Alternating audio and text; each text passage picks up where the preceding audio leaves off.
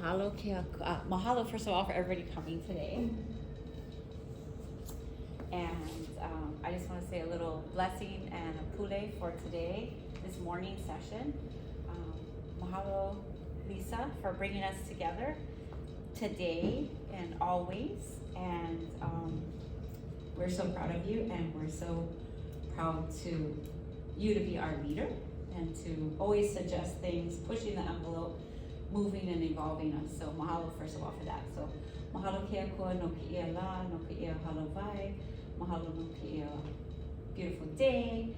Thank you for bringing us all together, and let us make sure that we use our words impeccably, and we think about others as we move through difficult, challenging, sensitive, emotional conversations, and let this conversation develop into beautiful action steps that will help make sound decisions, not just for ourselves, but for the rest of Hawaii, Pae'aina, and certainly Maui County, which is close to our heart.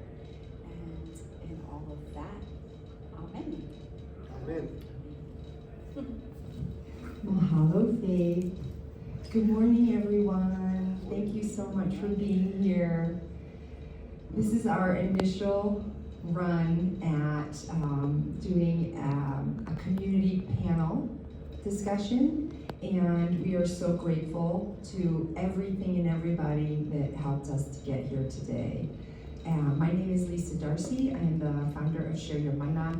A little bit about how I got here, and I'm going to go ahead and, would you like to be introduced first? Do you think so? You know what, even before we do that, we have a little fun task ahead of us.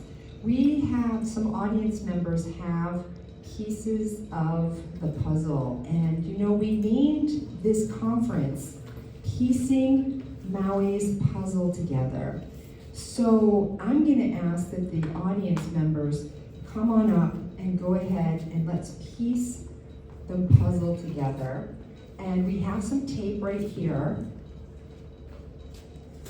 And we're gonna ask you to just stick it up on the board.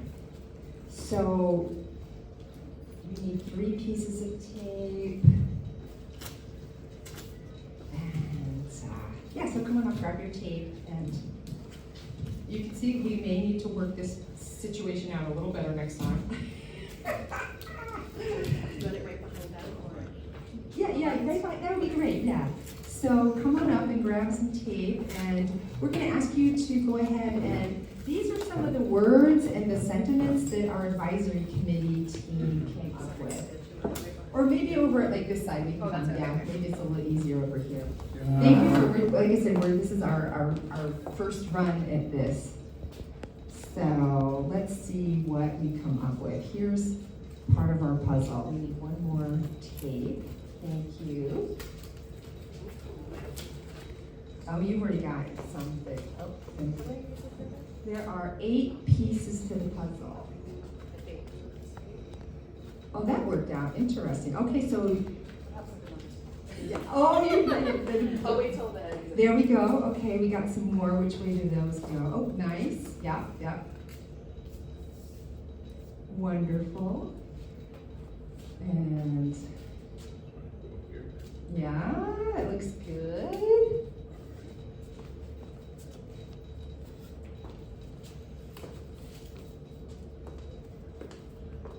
Nice. Thank you so much to our participants. Yeah. So I'm going to even put that up before we introduce, and we're going to go ahead and introduce now. Thank you so much. And we want to say thank you because you just worked together and did that beautifully and put a lot of pieces of the puzzle together. So I would like to go ahead, and it is my honor, again, if you're just joining us now, my name is Lisa Darcy. I'm the founder of Share Your Mana. This group here is a small group of our advisory committee who are the individuals who really influence what Share Your Mana does and how we do it. And we can start from my left, Mr. Whitepaw. Go ahead. Aloha, my name is Donald Whitebaum. I'm an on the panel with Sherry Amana. We're gonna talk about homeless and a lot of things to do, because we all went through being homeless. Not, you know, not homeless, I don't wanna use the word homeless, I'm using the word houseless. I'm gonna, Mr. Beautiful Donald Whitepaw, I'm gonna just have you kind of say your name Okay, and, because we're gonna get to the questions, and that's gonna come through some of the questions, so I don't wanna give all your good stuff away at the Okay. very beginning. So, maybe just like where you grew up, like, I grew up in Maui, in Waianae, and I moved to Maui 2007. That's when I started to be homeless. okay, Yes. wonderful, thank you. Good morning, everyone. My name is Sonia Davis.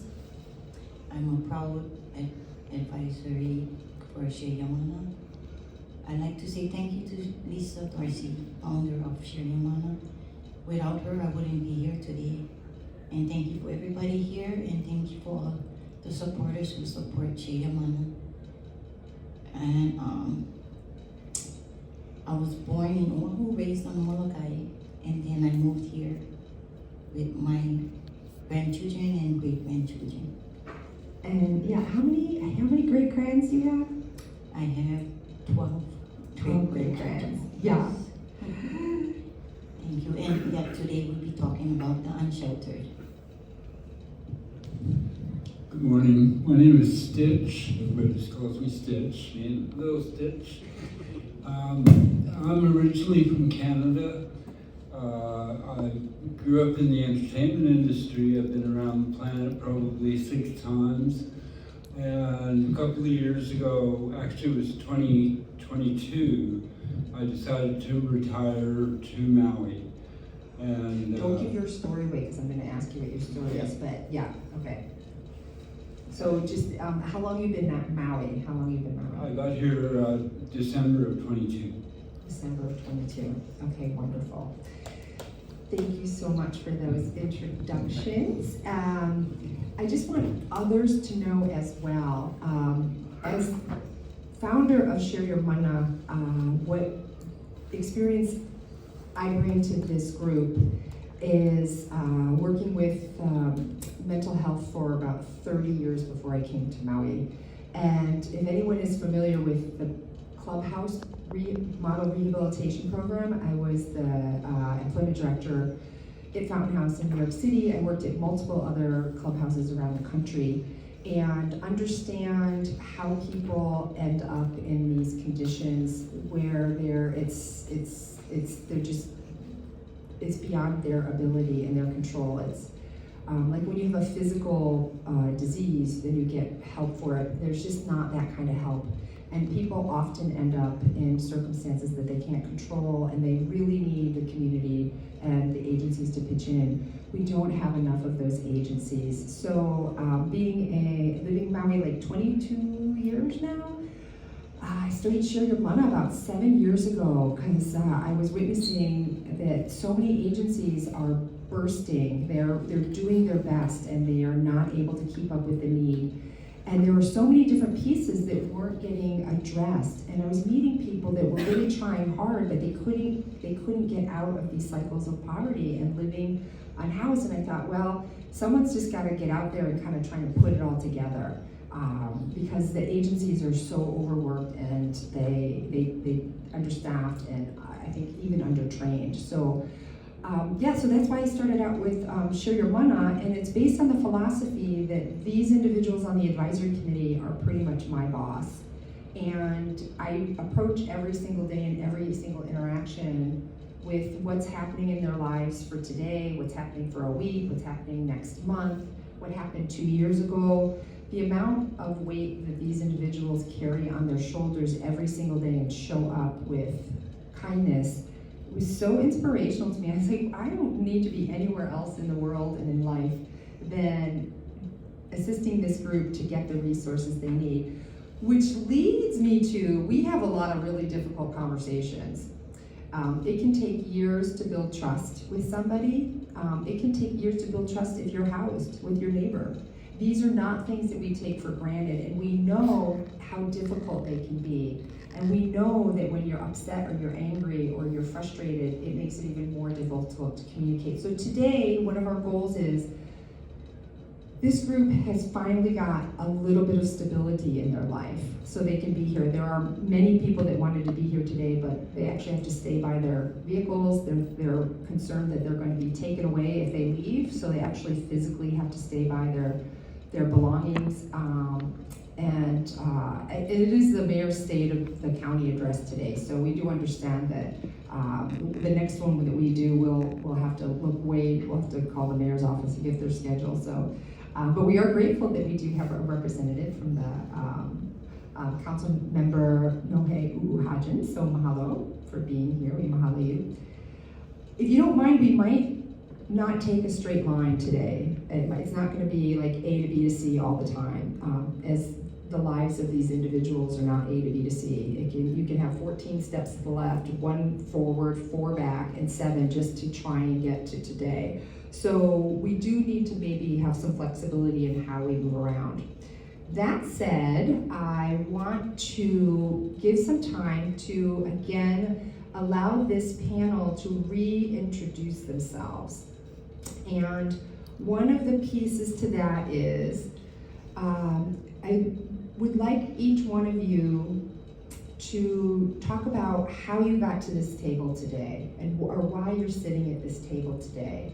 I want you to think about the really important pieces to your life puzzle that helped you to be here today. So not only have you found some stability in your life, what is it that others need?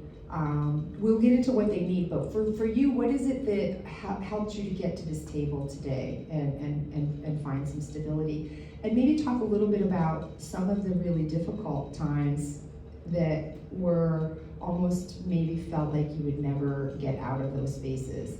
And you can just go ahead and popcorn. And what we'll do is, I'm going to ask the audience if you have a question. Instead of holding them all to the end, we discussed and we wanted to have some flexibility. So if you have a question, just put your hand up, and we'll, at the end of each, so we'll have everyone introduce themselves, and then I'll invite the audience if they have a question. So if you have it, just write it down, or yeah, just keep it. So I'm gonna go ahead and, you wanna start the stage? Go ahead. Go ahead. Okay, so I guess the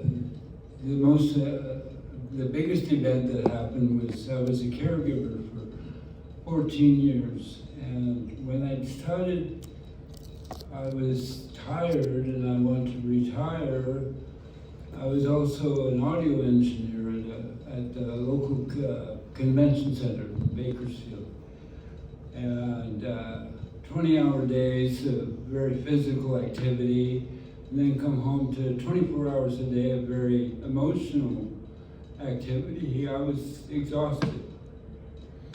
So I announced that I was going to retire. And everybody was okay with it except for my patient. And one night she pulled out a .22 Magnum and put a bullet in her head, right in front of me. So, and then, to add insult to injury, her daughter-in-law tried to insinuate that I actually shot her. And so there was a large police investigation, and it went on and on and on. And finally I was cleared of that. And so I went to New Mexico to spend some time with my daughter. And that didn't work out. Her husband and I did not get along. So then I traveled around a little bit more, and finally I was talking with my sister, and our mother is actually Hawaiian. And she comes from, there's a Hawaiian colony in southwestern Canada.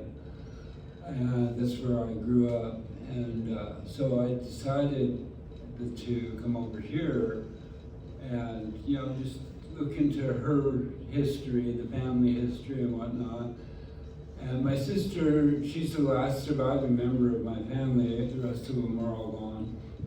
She still comes over every year just about, or as much as she is able. She's going to be here at the end of March, actually, to visit with me for a week. But anyway, so I came to Maui, and I just wanted to rest and be creative, work on my music and work on artistic things and just enjoy life. And the powers that be don't make that easy. You can't just stop and rest. So every day we have to worry about security, worrying about crazy people coming in and stealing from you. We have to worry about the authorities coming along and forcing you to move, sometimes in the middle of the night. And sometimes they will also just take your belongings. You can't leave anything. Every time you go somewhere, you have to carry everything with you.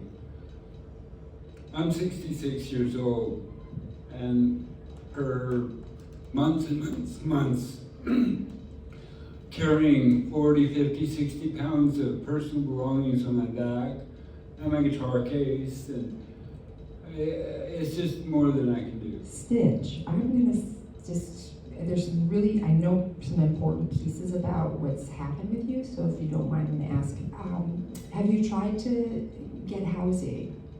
Yes. Okay. I'm on several waiting lists. You're on several waiting lists, yeah, and because financially you actually don't have the amount that it takes to rent a place on your own. Right. Yeah, okay, so that's important for people to know that you are trying. Yes. Yes, and you're working with as many agencies as you can. Oh yeah. Okay, Oh, okay. yeah. So then how did you end up at this table? Just good luck, I guess. Sherry Mana has been very helpful and very inspirational for me. And I think that the more of us who band together and try and get the message out there that it's not easy, we need help. And we need compassion. So much of the powers that be are just lacking in the compassion of, they legitimately do not care. And that, to me, that is just wrong. Thank you. Thank you for being here today, and I know you have done some giving testimony in county council, and I appreciate all of your experience because you have some very valuable experience, and I appreciate you being an advisory committee member. And we'll pass it. Andy had to take a call. Grams had to take a call, so maybe we just pop over to Donald. Yeah. So tell us a little bit about your story and some of what you've had to go through and how you ended up at this table today. Hello, my name is Donald. How I got here was, I met Lisa Dorsey, I want to say over a year ago. I was living in the tent city when I got introduced to Lisa. Prior to that, I was living in Lahaina with the Lahaina fire. I had my own place in Lahaina, but it burnt. And then, going through the struggles and trials and tribulations, that I was looking for help. And, other people that said they was gonna help us, nobody came out on a daily basis or even a phone call to find out how we are doing.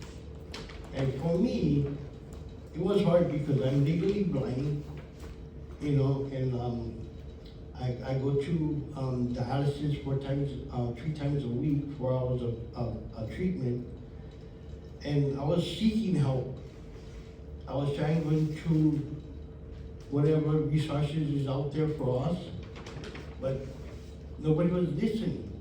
The only person that who cared about us was Lisa, and she would make, she's a busy lady where she would go out and not only to me, to reach out to others, to comfort them, or even show up and just talk to us. And you know, all the resources that say they're gonna be up there and we can go to resources, but we all know all the resources out there ain't really helping us. You know, Share Your Mana is a non-profit, but she makes sure that we are heard, you know, we are somebody. We're not just trash and, you know, we are humans. And, you know, and when you're in certain area, in certain programs, you know, they only come to you and talk to you to fill out paperwork, and then yet we get left on the back burners. You know, I struggle, I went through the shelter, I got kicked out of the shelter, I ended up back on Old Maui High School, you know, the old homeless place up there.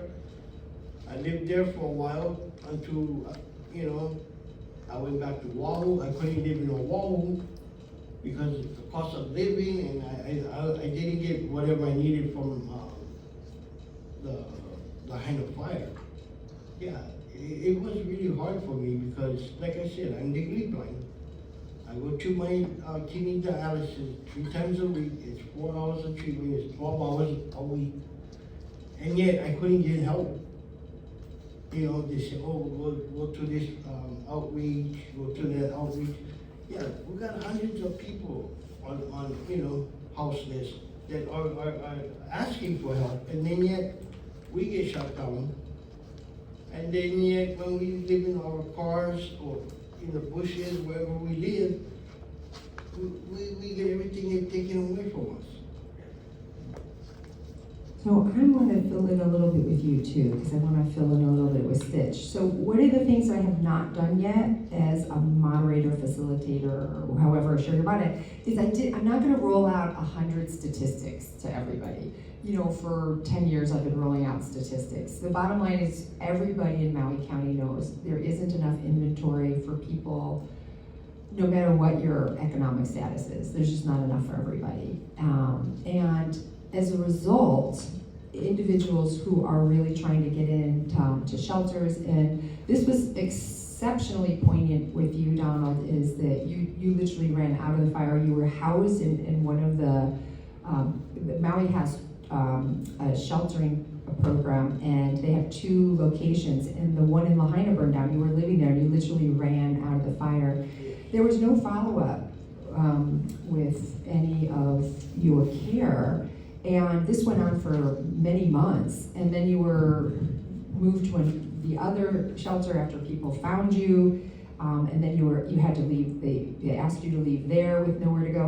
One of the things that happens is people get asked to leave with nowhere to go sometimes. And Share Your Mana is the group that wants to help people collect together. And I keep asking why you're at this table, simply because we don't script a lot of the things that we say. It's really organic and what percolates up. And you're at this table because you want to tell your story. Yes. And one of the things that I was really stunned about with the people that I meet is almost everybody I know wants to tell their story. Not necessarily with a microphone in front of everybody, but they want to tell their story. So you're here because you want to tell your story, and more importantly, what I have learned from each of you is you actually want to change the way it works. Yes. And you're not here just to sit up and complain or blah, blah, blah. And believe me, what you've been through is just amazing. Thank you so much. But you are here because you want to actually make change. So we're going to say some things that are hard to hear because they were really hard to live. Yes. And that's why you're the way I have always experienced you being at this table, and Stitch with some of the things that you have been through and the hard work that you are trying to make it better. You're trying to do what you need to do. You're upholding everything you can on your end. But the resources aren't necessarily there. And we're going to talk about that in a little bit, on what resources we need to actually get to where we need to go. That you minimize so much. Everybody here has had significant disability in their life. Yeah. Lisa, can I ask a clarifying question? Sure. So you were in the Lahaina shelter, the Lahaina housing situation, and no one followed up with you. Do you know if any of your housemates from that shelter were followed up with? No. None? None. Yeah, of what we know. And again, that's why Share Your Mana exists. You know, when people, that was a lot of chaos, there was a lot going on. We're here to help fill in those spaces and do what we can do to make sure that everybody has somewhere safe to rest, somewhere safe to think, somewhere safe to keep their belongings so that they can be a really productive part of the community. Because if those aren't there, you're just existing every day to day. So that's a really important piece of this. And that's, I mean, what you, Donald, your story could go for the whole day. Everybody's, MDs, your stories could go for the whole day. So I'm going to keep it brief. Did you want to add one more thing before we go? Okay. Yes, I'd like to say, you know, when I was a victim in the Lahaina Private, when I was living there, they told us to evacuate. When we evacuate, they left us on the baseball field. Nobody reached out to us. Everybody was so worried about them leaving to get home to their family, but they left us in the baseball park. And you know, what I went through was terrible. Nobody followed up with us. Nobody. You figure because I coming from a shelter, they'll take an inventory. Who's the people that is left there? Nobody did that. Everybody was on their own. No, so that's one of the things we hope to inspire how we can support and change, you know, and what are the things that need to happen, because that was a historic event. Yeah, it was so big, nobody, yeah. But that's what we want to do is influence process and procedure, yeah. And if we can keep speaking and keep putting out the solutions, that there are people that take the, you know, and that you practice this every month, you have safety, you know, those are the things that we're gonna get, like, those are the solutions to some of the issues that happen. And I just wanna also honor the amount of intensity that, how you interpret that as a human being, you know, there's abandonment, there's all kinds of feelings that you have, and we have to make space for that when we're discussing this, and give you honor that if it's still frustrating or it hurts, and you know, because it's a big emotional space. So I thanks for sharing how that happened, and yeah, we're gonna look forward to making some of those recommendations and solutions. So Grams, you're at the table today. Tell us a little bit about yourself and how you ended up as a Share Your Mana Advisory Committee member sitting here discussing your life, and if that's comfortable or not. Okay, aloha everybody. My name is Sonia Davis, and my unshelteredness started in 2008. My husband was the sole supporter. He was heavy equipment operator for Goodfellas. When he fell sick, that's when his parents took him back to Oahu because they wanted to be the one to care for him. And so I was left here. And I was in that situation where it's either fight or flight situation. And through all the struggles and stuff, I've been through so many sweeps, and you know, my stuff's got taken a lot of times. And so I ran across Lisa Dorsey, which there were so many resources out there, but they was all like false hope for us. You know, they wasn't really helping us in a way that we should be helped. And so when Lisa Darcy came around, I didn't have any trust anymore. They didn't care about anybody, and so that's why I'm here today, and I'm glad to be on the advisory committee for Share Your Mana. Okay, so that's a very soft introduction to Grams here. This is one of the strongest women I've ever met in my entire life. And so when we first met, she would run behind the car and avoid me for I don't know how long, how many months. And I would just show up every day. And that's one of the things that I want to make sure that this community understands is it's really important to be with people where they're living every day. And I really would like to see Maui reverse the way that it does this, does its outreach, and that there's a lot of expectation that people get to the agency or get to meet with the individual in the office when transportation is extraordinarily difficult. Leaving your stuff is difficult because if you can't lock things up, and you know, we'll talk a little bit about sweeps and citations and what that does to you as a human being when that happens. But one of the things that Share Your Mana does is we don't give up on each other. And this panel is a great demonstration of they all know each other now, and we've created our own ohana. We have our own community. People reach out to each other. People support each other. People pick each other up. People dropping things off to each other. And this community allowed me to come into their personal space and sit with them, sleep with them, eat with them, dance with them on karaoke night on the strip, and they allowed me to be part of their worlds. And I don't feel like I could have done any of this without this advisory committee teaching me everything.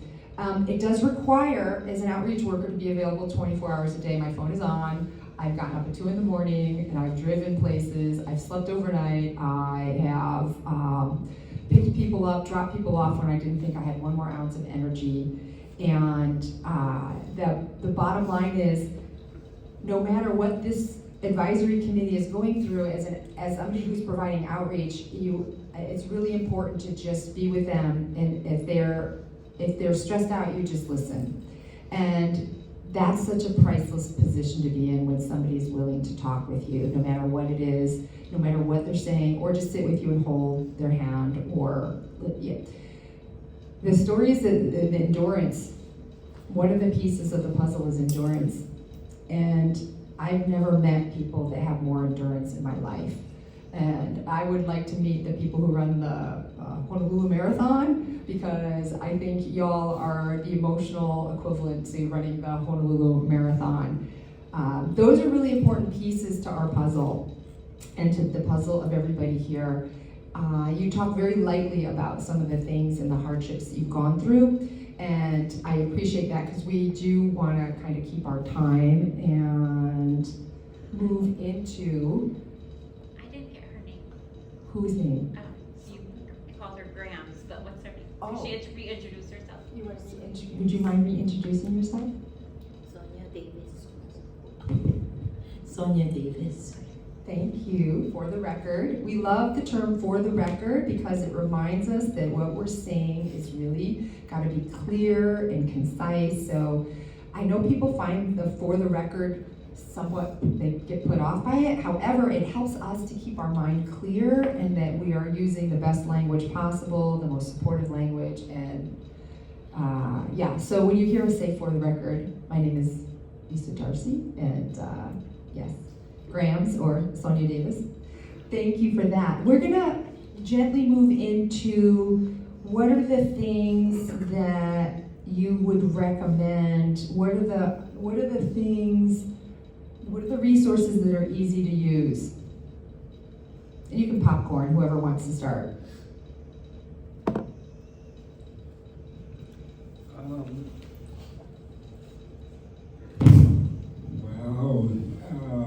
I don't know for sure on that one, because I haven't had a lot of luck. I keep running into places that say they want to help, but they are just in it for the business of it, like these so-called nonprofits like Family Life Center and And, I'm gonna really briefly make a request that we talk about maybe the processes, not programs, or, because if someone's not here, I wanna make sure they have a chance to talk and explain things, and they're not here, so. Okay, but I don't So know. what are the resources that are easy to use, not necessarily the agencies, because we wanna rethink the way that we approach this, so what resources are easy to use, or if it's a short list, it's a short list.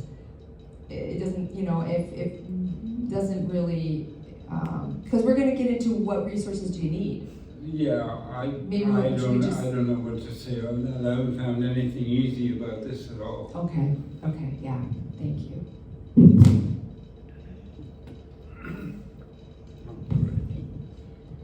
The only resources that I know and trust is Sheyamana. Yeah. Just for me, I also can say share your money because there's no, like right now, we're still waiting for resources that we can talk to, and there's none. Nobody wants to hear us. Yeah. You know, So let's segue into what resources do you need to move into a place of stability in your life? well, for me, it's. Or practices or protocols, anything, like what is it what is working about how we are working together as a team? Why is that working? What are the things that make sense to you, and why?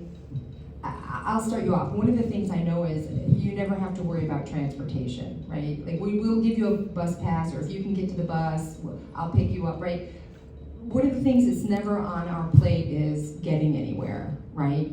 Because we make sure that we're all gonna get picked up somehow. And that's a resource that is really lacking in Maui County. The buses run an hour and a half. It's not feasible to get places, and then sometimes there isn't even a bus stop. You have to just stand on the side of the road kind of thing. So that's one of the resources that I know works, is that knowing that you can call and say, hey, I do need a ride, and we can work together and figure out how we all hooey up to give rides, right? Right. So what are some of the things that you need to make so that you can move forward and have some self sufficiency?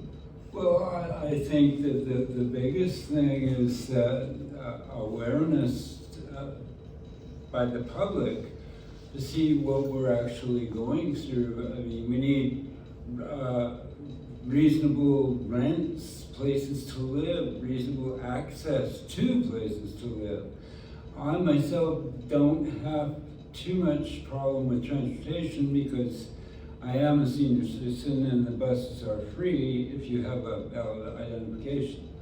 So that's been actually a good thing for me. But I think that one of the most important things is making the public aware of what we actually have to go through on a day-to-day basis. What about, okay, I'll save my questions for the end too. We're talking about transportation now. Like Steve said, we are senior citizen, and if we catch the regular Maui transit, we can get on the bus free. But the transit, the county doesn't give us that right to catch the transit bus. If we catch in the city bus, we get to get on free. Because of my disability, I still have to pay to get on the transit bus of Maui. So there's two types of transportation on Maui. One is supported by a nonprofit, and one of them is the county bus. Correct. So the county bus you can ride for free, and the one that's on the nonprofit you pay. No, Maui bus has a transit where they come out and pick you up at your home. Right. That's the one that's by the nonprofit, I think. I mean, parish. Yeah, I'm trying not to use. I catch the bus for MEO. You know, we actually have an expert in the audience. So may we go, Brian, and I want to say thank you. This is a man who has been working tirelessly to support the community with disabilities, and he is well versed, and everybody up here has struggles with disabilities. So yeah, thank you so much, Brian. Yeah, so, I gotta turn this on. Oh, okay. Yeah, so there's the fixed bus route, which you're calling the city bus. Right. That runs, and then there's a paratransit. Correct. And the paratransit mirrors the fixed routes. Correct. And they do for people with disabilities and for seniors as well. They do point-to-point drop-offs so long as you're within a 3/4 mile of the fixed transit. If you're beyond the 3/4 mile, you can't use paratransit. So where it's a good service, where it picks you up and drops you off, at the specific locations, if it's outside of that 3/4 mile, it doesn't work. And that's the one that's run by the nonprofit, yes? No. No, It's run by the county? Yeah. It's run by the county. Okay. It mirrors the fixed route. Thank you for correcting me. Thank you. Yes. So like, for me, knowing that I'm disabled, because I do catch the MEO bus that's nonprofit, take me to my dialysis, take me to my doctors. But anytime that I need to go anywhere, maybe to the store, and knowing that I am disabled, I still have to pay Maui Transit to pick me up at my home and take me to wherever I need to go.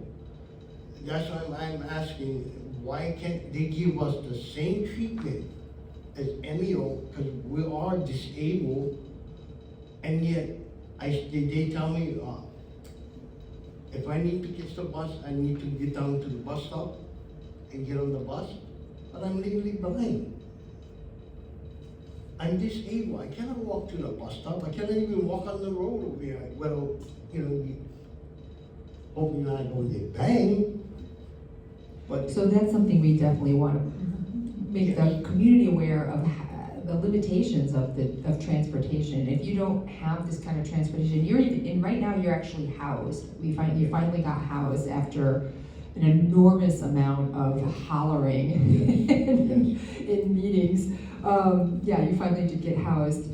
And I do believe this is a very significant issue for individuals, especially the way that our current Maui system is set up. Our current Maui system is, again, all of the responsibility, the kuleana is put on you to get into the agencies, to get your paperwork there, to do, most of that's the way that it's structured. There are some outreach workers, but a lot of times you're expected to get into the agencies to fill out all the and paperwork at all the different places, and taking the regular bus, it can take days to get just one paper, where if you jump in the car with share your money, we can do it in an hour and a half versus like 3 days of having to go back and forth. So this is a real limitation in terms of you moving forward. And then if you miss, or the bus is late, you miss an appointment, it can be months before you get another appointment, and then people are frustrated with you that you missed your appointment, and then you feel bad, and then, the circle. So we want to actually make more recommendations on how, again, that this can be more centered towards the needs that you have gone through.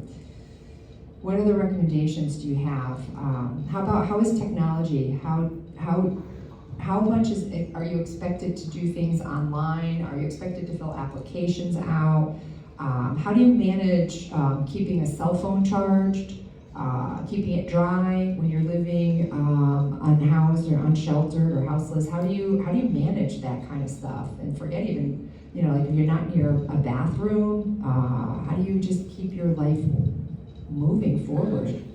Yeah, well, that's an interesting question. Where we live in Paia, we found this place that's actually privately owned, so we aren't in too much danger of the authorities running us off, but we do have some problem with, other unhoused people that, let's say, are a little shady. So we have to make sure that somebody is at camp all the time, or we risk losing or getting our belongings, stolen or damaged. I invested in a solar panel to charge our cell phones and cell phone batteries. But again, somebody has to be there to watch it and change the batteries out. It takes pretty much all day to get 2 cell phones and 3 batteries charged. We use the surfer showers on the beach. And then the bathrooms are only open from 7 in the morning till, they're supposed to be open till 7 at night, but they usually sometimes shut them down as early as 5 o'clock at night. So you have to make sure that you try and program your body to take care of its stuff in between those hours. And at 60 plus years old, that's not always easy. But other than that, we make do as best as we can. Not having the facilities to cook food or keep food is a little bit difficult. No refrigeration and such, but like I said, we do get by as best as we can.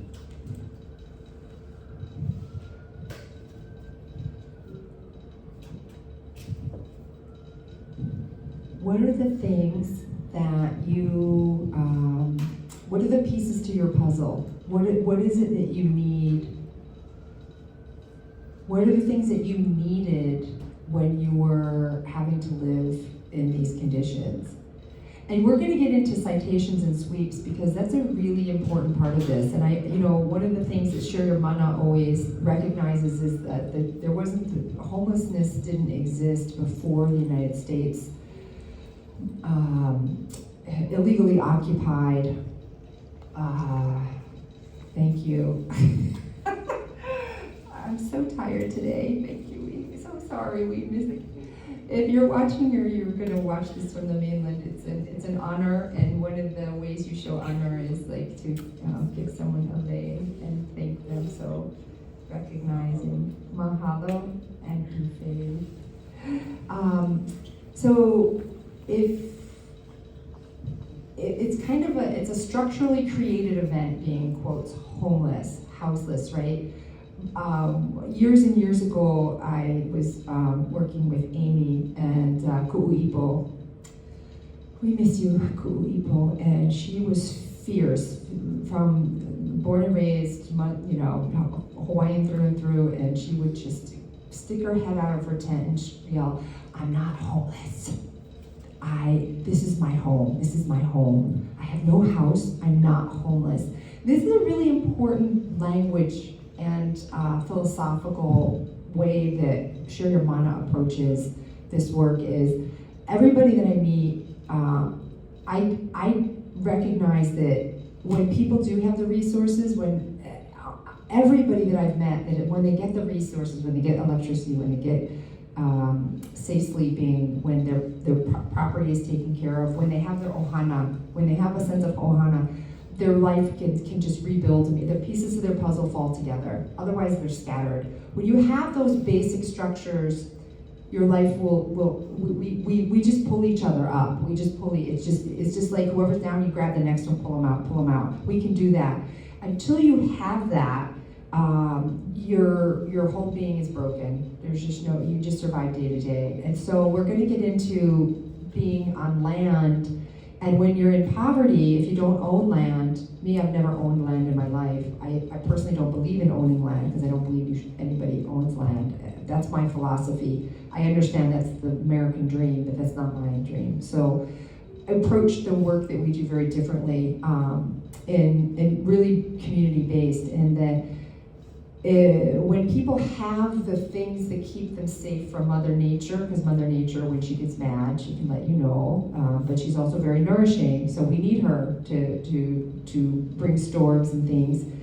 When your property is safe, when your heart is safe, when you have a sense of community, ohana, your life can recover very quickly. So we really approach this through the lens of how do we navigate the American structure of private land and then county or state land, because somehow it's all divided up and there's nowhere for you to be when there's no inventory left in your county where you're living. And when this way of thinking and this way of living has been imposed upon and has been, or you're born into it, how do you navigate when you don't have enough money to own land or enough money to rent a place, because it's extraordinarily expensive. And there are a lot of people that fall into this space. They don't have enough money to rent a place, so they either live in their car or they live in makeshift structures. And there's more since the fire now, yeah? And we know this, and we know for 10 years, we know we haven't had enough shelter beds, we know we haven't had enough safe play, we've never made any safe parking, we have never accommodating what we already know exists, and that these are human beings. And yet the law and the governmental agencies, and you know what, and I've got to tell you, there are people within that fall on both sides. Some people push the law, some people don't push the law. But it doesn't matter whether you do or not. The fact that you're actually existing, you're an illegal human being if you can't afford land or if you can't afford rent. You live illegally. You're subject to citations every single day. You're subject to whether the county wants to just come and take all of your possessions away without due process. That's a very frightening place to live in. And I have to say, the community has an image that everybody is violent and threatening, and I have to say, for the amount of abuse that you've taken in your life, you're like this is like the sweetest group of people I've met. And you have every right to be very angry when somebody who you don't know comes and just removes everything you own, and you have to just stand there and watch it be taken away. And this is also where taxpayers' money is funding the removal, but yet we're not funding a safe relocation area. And I think that's where we really want to make our impact is, where can you exist legally and safely? And the fact that this is even that you have to be a legal human being or not is just a kind of a wacky idea. And we do have some questions, which is good. So we're gonna dive into a little bit of that in a minute. I wanted to just kind of like, what are the things that you think, Grams, that would make the process, because as it is, there's hundreds and hundreds and hundreds of people living like this right now. If we had a magic wand, what would be some of the things that you would, like today, if you just had, there were no barriers that you would provide for people to help strengthen them? Well, first of all, I'm thankful for the bus, for the free bus rides, and I'm thankful for having my steadfast rental assistance. And being unsheltered, we kind of, lived the best we could. We had a stove, we had coolers, and we made it the best we could to survive out there. And it was very traumatized for me when they did the sweep and they took everything that we needed to survive. It was, till today I still can't get over it. So, but I'm thankful now that I have a place. I don't have to go through that again. Yeah, that's really important. Mahalo. We have 2 questions, and I'm going to go ahead and just jump them in. Like I said, we're just going to kind of go with the flow this morning. One is, what is Share Your Mana's big vision for helping the houseless, and how do we get there, right? I did have a magic wand, I didn't bring it. And Donald, mahalo for sharing your story. What was your experience like living up on Holomua?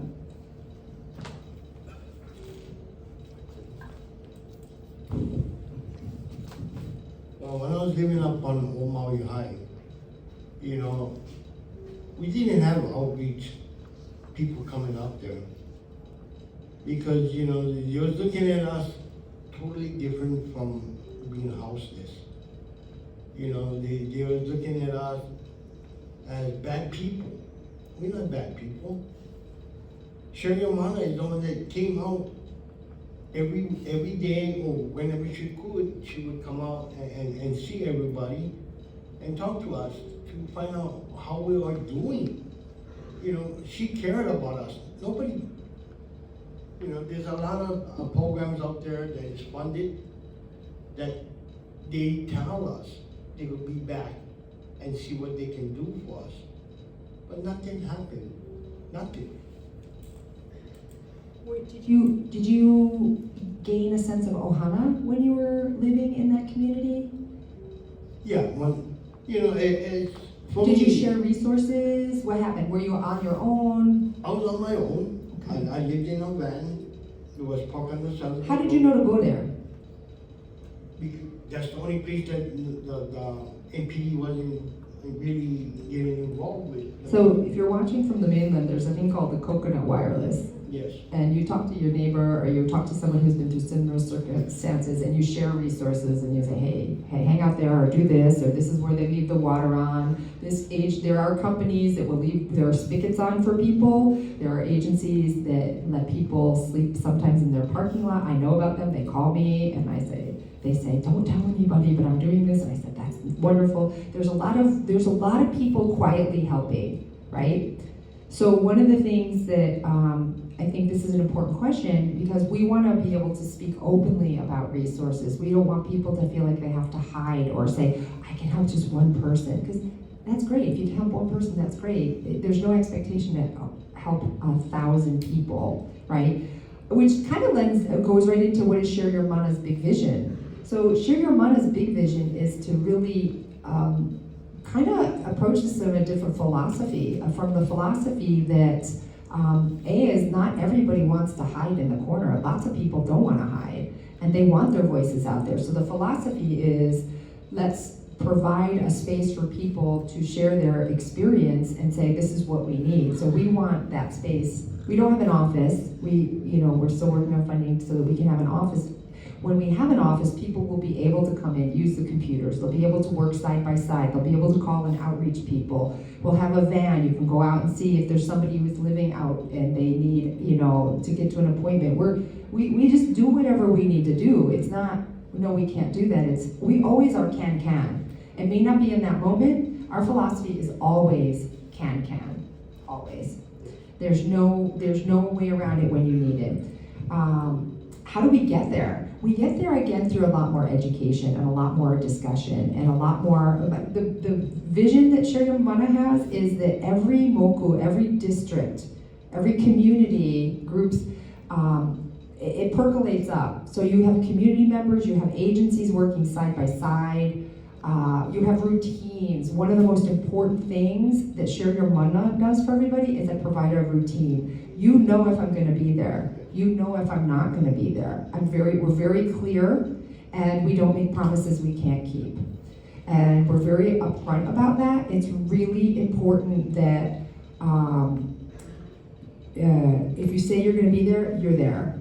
You make sure you're there. If you can't make it, you make sure somebody knows so that they can appropriately plan. So I think that it's really we do have a kind of a training plan, which years and years ago I was discussing quite a bit. I don't discuss that so much anymore because we're actively just doing the work. We're ready to move into a place of training. I'm very confident with our advisory committee that we go into community association meetings and do presentations and say this is what we need. We've asked community associations to hui up and say open your community parking lots overnight, and we'll train and we'll work together, and let's figure it out together. Who's gonna support this? Share Your Mana is not top down. it is not Lisa walking in saying, this is the way we're going to do it. Never. It's who can, it's about needing each other. One of the fundamental philosophies about why we work is we need each other and we can depend on each other. And I can offload some pretty big projects and things that I need to this group, and I know they'll do it. And so we are colleagues before there is a hierarchy in this. And I think agencies tend to work in Maui with hierarchy.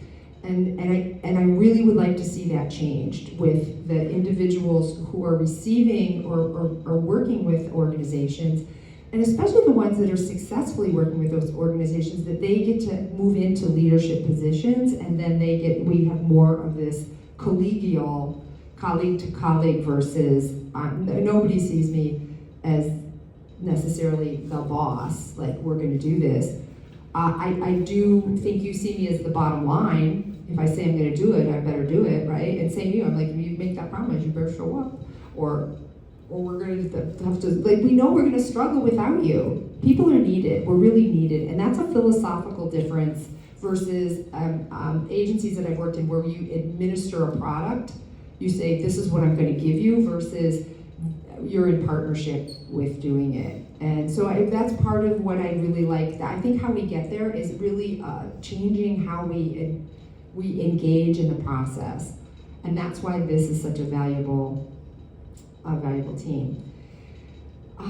Okay, is the parking lot here at the Cameron Center safe sleeping as introduced in 2022 to last until 2044? So is that on the, okay, it's 10:30.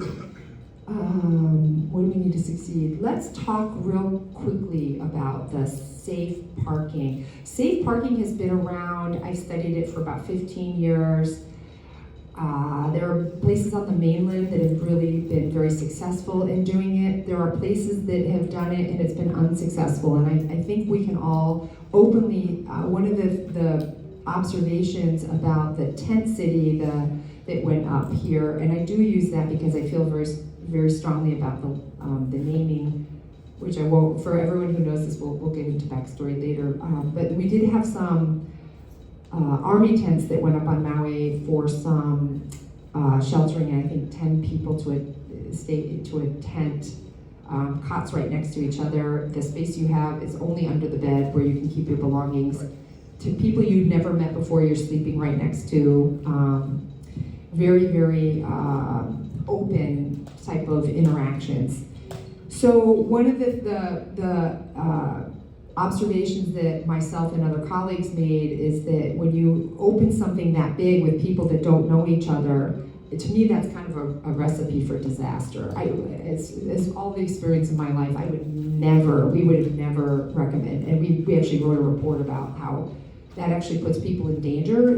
There's a lot of evidence that was not based on something that we know has had a lot of good success. So it would have been different if one of those tents was in each of the mokus, each of the districts. Like, that would have been a different story. And then again, it can be more organic. There is ohana that stays together, and we'll talk about that with citations and sweeps, versus just all random people who are suffering, obviously, a lot from PTSD too, and not getting any real substantial assistance with their mental health. Just literally, like, the beds are literally right next to each other.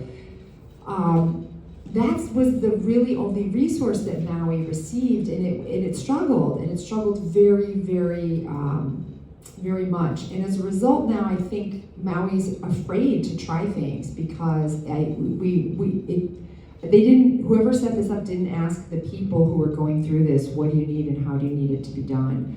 We did have a lot of conversation that this is not the way we think this will work and it will be successful, and we were very worried that it wasn't going to be, and it wasn't successful.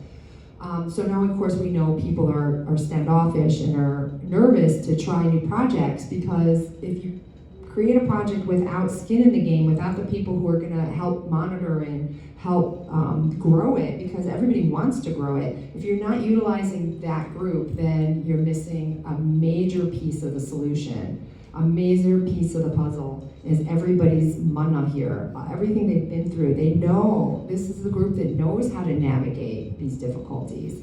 Way more than anybody from an agency or that I know. So you need those collaborations, you need those partnerships. And so that's a really important part of this.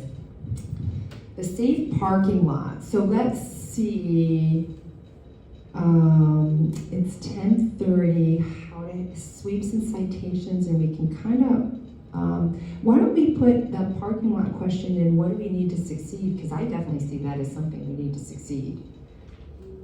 Yeah, is that all right? Well, I just wanted to go back a little bit there and just say that a large part of the problem with the shelters and the tent cities and stuff like that is the people that are operating those don't really care. It's a business, and I've said this before. The thing is, the way that you can set up a successful place for people to go is, like you said, ask them what they need or what they want. When they first approached me with the tent city, I said, no, I'm not interested at all. But And why? I'm sorry? Why? Well, first of all, I tend to be agoraphobic, which means that I don't like being around a lot of people. After today, I'll probably sleep for 2 days just to recuperate from this experience. Although you all are wonderful people, it is very draining for me. Now, imagine somebody like myself being crammed in a tent with 20 other people, in a tent that's 25 feet by maybe 40 feet long.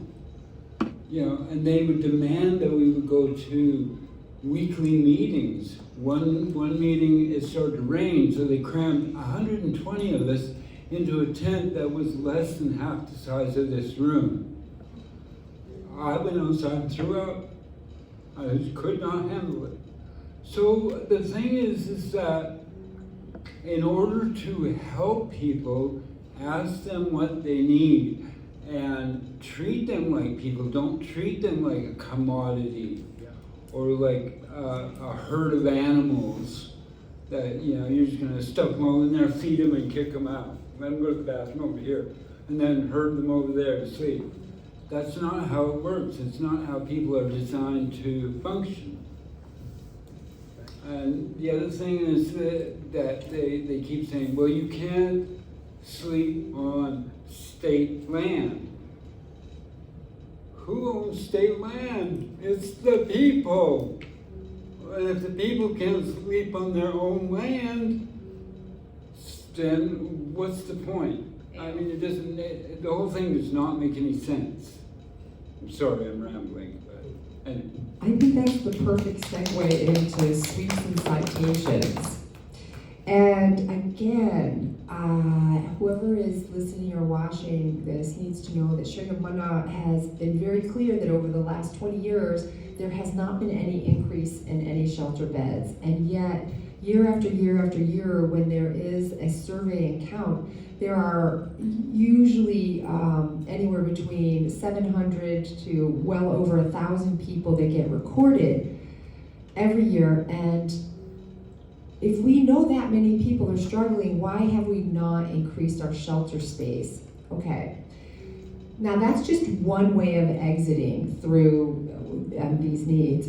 The other ways are what I think we can come up with when we come up with the solutions. However, in the meantime, is it a humane and just way to approach somebody who is on wait list, 10 years, sometimes 10 years you can be on a wait list, who can't afford it, who doesn't have the money, and we are seeing more and more seniors fall into poverty and fall into homelessness. So how is it a just way for someone who had maybe worked their entire life as well? Or maybe somebody who's had disabilities that has prevented them to be earning enough money to be able to, quotes, retire and things like that, or family members that are in distress. If you're in a home where your family or your friends, maybe they're not well, maybe it is not safe mentally for your mental health to live with some people, then where do you go and how do you manage this? Is it a just and is it a reasonable way to treat somebody by giving them a citation, giving them a form that says you have to pay a certain amount of money because you're on state land or you're on county land? That's one question. I think the legal argument here is too that everybody needs things to protect them from the elements and how to keep their personal items. I'm guessing, I don't even know how many toothbrushes you've had to replace, MD, because your things were taken or stolen, or it got lost, or just keeping a routine is so hard in these conditions. So when our local police or our local sheriffs come around and they say you're illegal, and yet there's no place to relocate. Like, we intellectually understand what you're saying. We know you're saying that we don't fit it, but there is nowhere to live legally. There is no place to sleep legally. And Maui County has known this for a decade, how it's been in crisis. I've been in front of county council for more than a decade. I've given lots of statistics, lots of numbers. They haven't gotten any better. So what do you do as a human being, and perhaps a Kanaka, born and raised, this is your generational land, when somebody rolls up and says, you can't be here. This is not your land. Your land. This is not your land. And again, our argument is, where can we go? Where do you go that you can be safe, that your items can be safe, that you can live a productive life, that your caseworker can find you, that you can do whatever, and even just barely exist? Where can you go? And there has never been any identification of any sort of creative solution for that. I do have a personal, the law of the splintered paddle. If you are not aware of that, Kei Kanawai Mamala Hoi, you should look this up, and we'll post this again on our page. It means I would not do it justice to try and describe it. However, it's really important to anybody who is born and raised in Maui, and we like to honor Kanaka and anybody who's going through this. So we are trying to navigate this, and one of the ways Sherry Yamana did navigate this was we've got an incredible group of volunteers, and some of them have taught us how to be advised on our legal rights. So interestingly enough, as an American citizen, you have legal rights, even though, again, like I mentioned earlier, that Hawaii is being illegally occupied by the American system, the American government. So, but you actually do have legal rights, and it's been it's a little bit ironic that system is actually protecting individuals. So you have the right, it is in the Constitution, to own belongings and to exist. In the absence of the ability to own land or property, you still have the right to own your own properties to protect yourself and to live. Auntie Sonia Grams, you were one of the two plaintiffs that went through all the way to the Supreme Court to challenge Maui County and say, we understand what you're saying, and I don't even know how many citations and how much money. I haven't been able to keep up with the amount of money that people have been cited and how many times they have to go to court and how many people have warrants out for their arrest because they missed their court at a certain time, they couldn't get there, and now they have bench warrants out, and then they end up in jail because there's nowhere to relocate. What we want to just keep saying is, where do people relocate where they can get the help that they need and that they're protected as a human, just as a human being? And we understand the legal argument.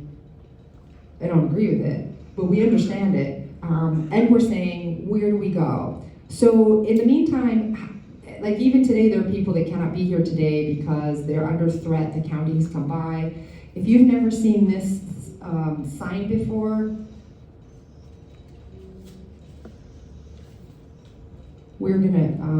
the county will put this on your belongings, it will put it on the vehicle you're using to sleep with. It is a notice of being abandoned, and we have forms that say, no, this vehicle is not abandoned, it is actually shelter, it is being used for shelter. If this goes on your car, at any time they can come, just roll up and they'll take it. That's not legal, they're not supposed to. They're supposed to give you the right to go to court to say why that vehicle is important to you. But if you're on either state or county land, and don't quote me exactly legally on all this, this has just been my experience and I am not a lawyer. But we did fight this, saying that people's belongings are necessary for them to survive. The solution is to stop citating people. As a former commissioner on Healing Solutions for Homelessness, I did put that forward. I made a recommendation to stop citations, to stop sweeps. I was not successful in getting my colleagues on the commission to support stopping sweeps. And as a result, the county still continues them. And I think it's important to maybe, if you're up to even just a very quick, I don't want it to get too deeply into your fabric today, Grams, what it was like to go through and how many sweeps did you endure? I went to so many sweeps I can't count anymore, you know. Like I said, I've been homeless for 15 years, and I've been through all the struggles and, you know, whatever, always getting kicked out wherever we was at. And, you know, I end up going to jail because of, they said that I had a vehicle, which I had for about 1 year, and they said that it was stolen. And so when they arrested me and I went to court, they didn't charge me for the stolen van, they charged me for violation of probation. And so when I came out of jail, it was like 2 weeks after they posed to do the sweep. And I had so many, I just don't want to talk about it, but I will, you know, I'd rather talk about it. And so I wasn't, you know, it wasn't only my things, it was, I had my sister's things, my nieces, and my friend, you know, they all had to, my friend went to the hospital because she had a brain aneurysm. My sister went back to Oahu because she wanted to see her first grandchild. And my niece went to Malama for her drug treatment. And so I was responsible for everybody's things. And so when this happened, it really traumatized me because it caught me unexpectedly. You know, everybody's situation is different. I tried my best to do whatever I could, but it was too overwhelming for me. And for them, for the police to tell me that if I am still there, they're gonna arrest me again. And you know, I don't like being in jail. I don't think that's right, you know. So I left everything, and that's why they took everything. You know, this is a really important piece that we need to really address in Maui County as well, is what is the purpose of citing someone who has nowhere to go? They have no money. How is it actually helping their recovery process? Is it helping their recovery process? And there is no evidence that I've ever seen that giving people tickets for them to pay or to go to court has ever helped them really move forward. It is just another layer of burden in their life. And I am just shocked at how harmful it feels when this is, your tax dollars, because you pay taxes, go towards the people that are now having, you know, arresting you and citing you, and how weird that is in your head. My brain can't always process this. There are a significant group of people that are just on wait lists and they're waiting, and they get treated like they are dangerous and they're gonna harm people, and they're not. And what Share Your Mana is trying to do is to elevate that group into a place of safety. There's another group that are equally important, and those are people that have mental health and addiction needs, where they are literally pretty much hijacked. And what I mean by that is I've worked in treatment places where people threw away the keys and they said that person's hopeless, and I've seen that people recover. With the right resources, people can recover their lives. We don't have those resources here. So one of the observations to what everybody here is expressing is, A, we don't have enough resources, but we also don't have up-to-date resources on how to approach this. And so we're really wanting to see that this county respond in a way that we need new nonprofit, but we also need training. There are places that are doing this well, and we need to welcome that training. And it needs to be culturally sensitive. It can't be, again, just top down, somebody coming in here and doing a conference and being like, oh, this is the way you should do it. It needs to be people working side by side and come early and work with local people, really get the idea of what you're doing. Again, we work very side by side. We're very honest with each other. We trust each other. That trust has been broken when and there's so many good people in agencies, and they are trying their best. And we do see you. We see you, even though a lot of times you're really quiet, but we do see you. It's just when you have one or two people that may not have, one or two people in an agency that are not trained enough or have the skill can actually really set people back a long ways. And so we really want to help, again, educate people on ways that work. And one way, it's not a one-size-fits-all. None of this is a one-size-fits-all. So, the way that I work with Stitch is way different from the way I work with Grams, and definitely different than I work with. So you gotta know the differences, and those are nuances, but those can be learned, and the training can happen. So those are some of the things that we wanna really support today. I just want to say, you were there when I got ticketed for illegal camping and being in the park after hours, and I asked the ranger how much the ticket was going to be, and he goes, I don't know, it's up to the judge. Well, I had no intention of paying it anyway. I was more than willing to go to jail. And I told the ranger that. I said, well, it's probably going to be a couple $100. And he goes, yeah, probably. I said, okay, what is that? A night or two in jail? Okay, let's say it's 2 nights. I'll do the 2 nights in jail. Then when I get out of jail, I'll take the $200 or $300 and I'll spend it for 1 night for a hotel room at the Maui seaside. That'll get me out of the tent for 3 nights in a dry, warm bed. And the county will have to pay for it. And you lose the $200 or $300 fine. He got very indignant about that and left. Well, yeah, I called Lisa and I told her, and she was, nice enough to come with me to court and guide me and help me out with a lot of it, which I'm very thankful for. And our first meeting in court, the judge said that we should negotiate with the prosecuting attorney's office. Well, I called the prosecuting attorney's office. They had referred the case to a different lawyer. And I said, well, who's the lawyer? Well, they wouldn't tell me. So I kept calling, trying to get the name of this person so I could negotiate with him. Nobody ever returned my calls. Lisa tried to contact them, they wouldn't respond to her. So I went back to court again, fully ready to go to jail for a couple, 2 or 3 days. Well, the judge said that there's no jail time involved. It's either you're going to pay the fine or you're going to do community service. And I was all ready to say, no, I'm not going to do either. I want to do the jail time.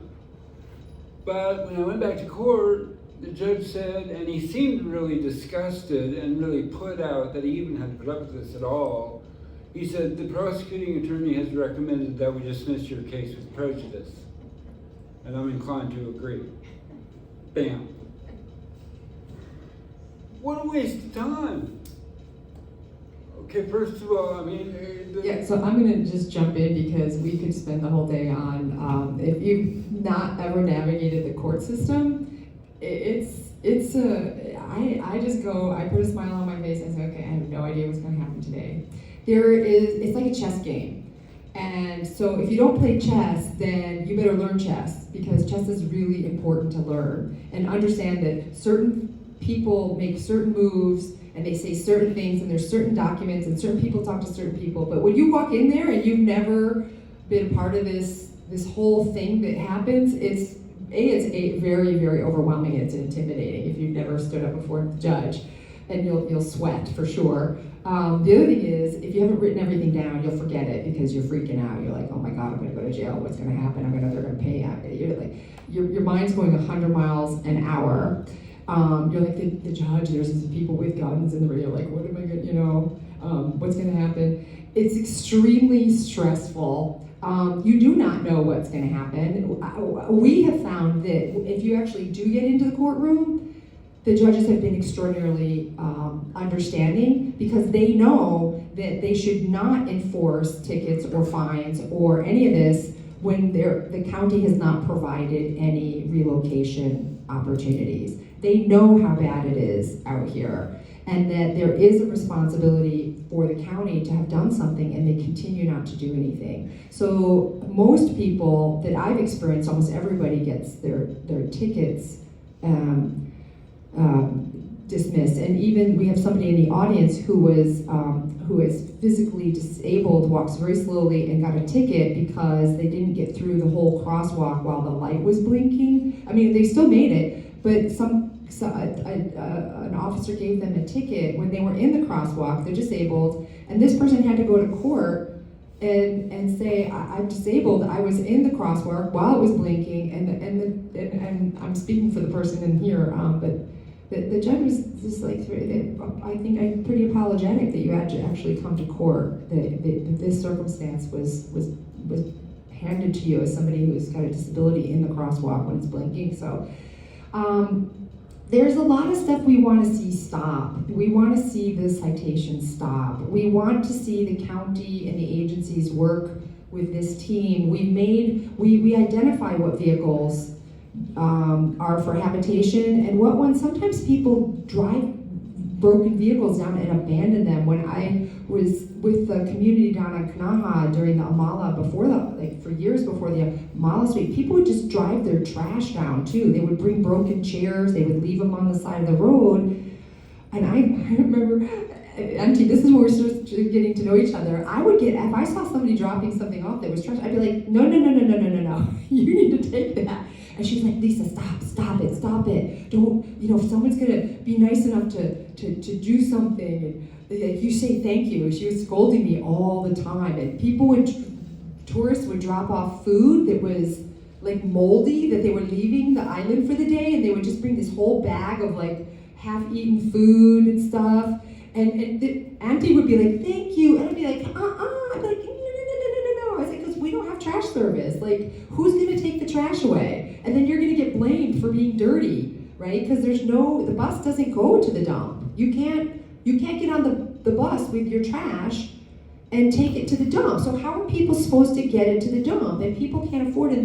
Your vehicle it was given to you. I've seen multiple people donate, really kind people in the community have an old vehicle. They say, oh, you just take it, and if your paperwork isn't exactly right on the vehicle, or even a name is misspelled, you can have it like it's stolen. And I'm not saying there aren't stolen cars and vehicles, there certainly are.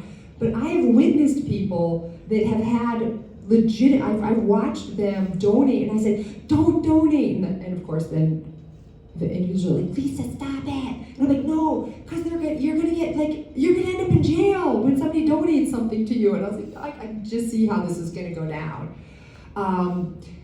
We really want to be working with the police department. Ashir Yamana, and we have a tireless advocate in the room with us today who has worked hours and hours and hours, probably thousands of hours communicating with the Maui Police Department to coordinate information. And they get invited. We've tried to work together. We've tried to be in partnership, and they just refuse to be in partnership with us. And that's a real loss for this community. Again, when we had community meetings every week on the side of the road, papers flying all over, our hair all over the place, chasing our paper plates down. One of the issues was how do we work with the police and how do we work within the legal limits, and everybody's living illegally, how do we manage that? We always invited the community outreach team from the Maui Police Department and county workers, and we only once successfully got them to the actual meeting, and we were grateful for that. And that was when the sweep had been identified, and they were going to the county was going to come in and just take everyone's stuff without. Well, actually, technically, the mayor at the time did say we were going to relocate you onto this piece of land, and then he reneged. So everybody was waiting for that land to open up, and he never opened it up, and then they just came in with a bulldozer. So what the public knows about what happened that day, the county put out a whole video, this very fancy video on how great a job they did in helping people, and I can tell you that was not my experience.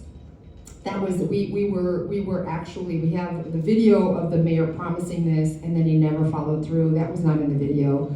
We have lots of things were promised, is not in the video. It just shows, and then people get angry and they spray paint the cars, or they just get so angry that they've been betrayed that they lose their mind. I get it. We don't want that kind of stuff to happen. We're trying to get ahead of that. We're trying to be proactive. And everybody here works together and keeps their, space clean. And people that are struggling, that do leave messes, we try to clean up behind them. But when you have the resources, when we had the porta potties, when we had the fire hydrant open, people were using that for cooking water. They were showering with it. They were doing their laundry because the fire department opened up the fire hydrant. They had their buckets, everything. It was a well-oiled machine, and we had the blockade, so nobody could come down, so no visitors. This was during the pandemic. Nobody could go drop things off. We did have church. There's a beautiful, one of the things I want to make sure this community knows is how much the churches, and there are a lot of individuals who make donations, and they do it just from their heart. This community knows when certain people have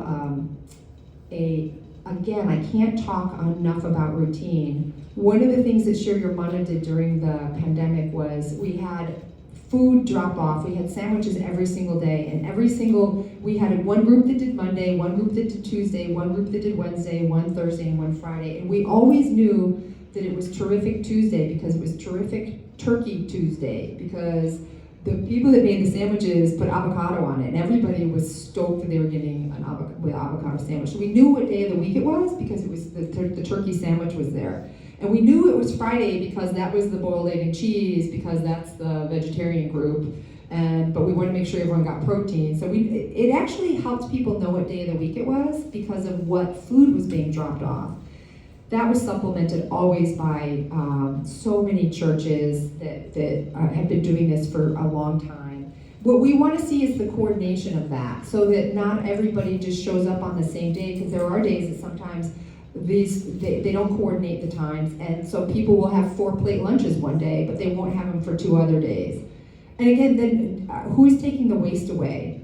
And these are all part of I always say, anybody who drops something off, please make sure you're taking something. That is not considered polite in Maui, and I recognize that I've offended many people. But those are the kinds of things, and until we can actually get the county and the community to recognize that you can't get on the bus with a big bag of garbage to go to the dump, that people need help. We need help, and we need a structure and an organization to do these kinds of things. But we definitely need to stop citations. We need to cease sweeps. The amount of emotional harm is sometimes it's unmanageable what happens. So I do have some questions, and how much is a human habitation ticket? It differs depending upon who actually is giving it to you, whether it's county, state, DNLR, or whatever. And some of them don't have. Some of them just mean you have to go to court. And if the ticket blows away or you lose it, it's really hard to find, and you have to know what it's complicated. Is the parking lot here at the Cameron Center safe sleeping as introduced in 2022? It has not, that actually has not moved forward, so it is still hopefully in the works. So yes, it started in 2022. This group right here is the group that actually worked with former council member Kelly King to write that legislation and to get that funding. This is the group that pitched into that. So we do hope that it stays in its original form and only gets better. What is Share Your Mana's big vision? Okay, I kind of touched on that. Thank you, Donald, for sharing your story. How easy is it to get mental health support? Who wants to take that one? Never tried. You've never tried, okay. Not here. Not here, okay. Yeah, for me,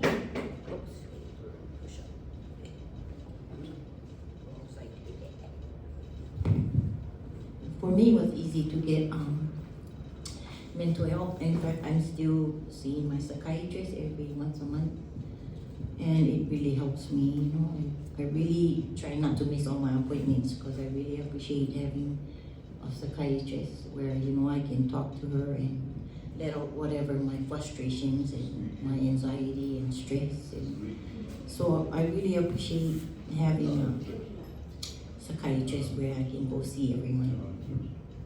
Can I ask? Was it easy? Can I ask a follow-up question? Do you wish that you were seeing your psychiatrist more than once a month? Yes, I love seeing my psychiatrist, so if I can see her more than once a month, I would love to do that.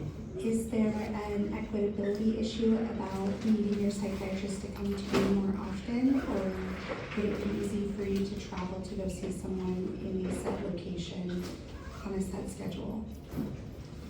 Yes, it's easier for me to go and see her because she's right by that old Second City. Have you ever had it on the phone? Have you ever had phone? Well, I have Tina Botello on. Yeah. I have she's my therapist. How does that work well for you? Yes. Okay, so these are important questions because not everybody can get their phone charged all the time either. So sometimes I know I've been with people and their phone has been dead, so they can't get their call. Like if you don't have a place to charge your phone, or like I said, like you have somebody is hanging around your camp and you can't leave because you're afraid everything's gonna be gone when you miss your appointment.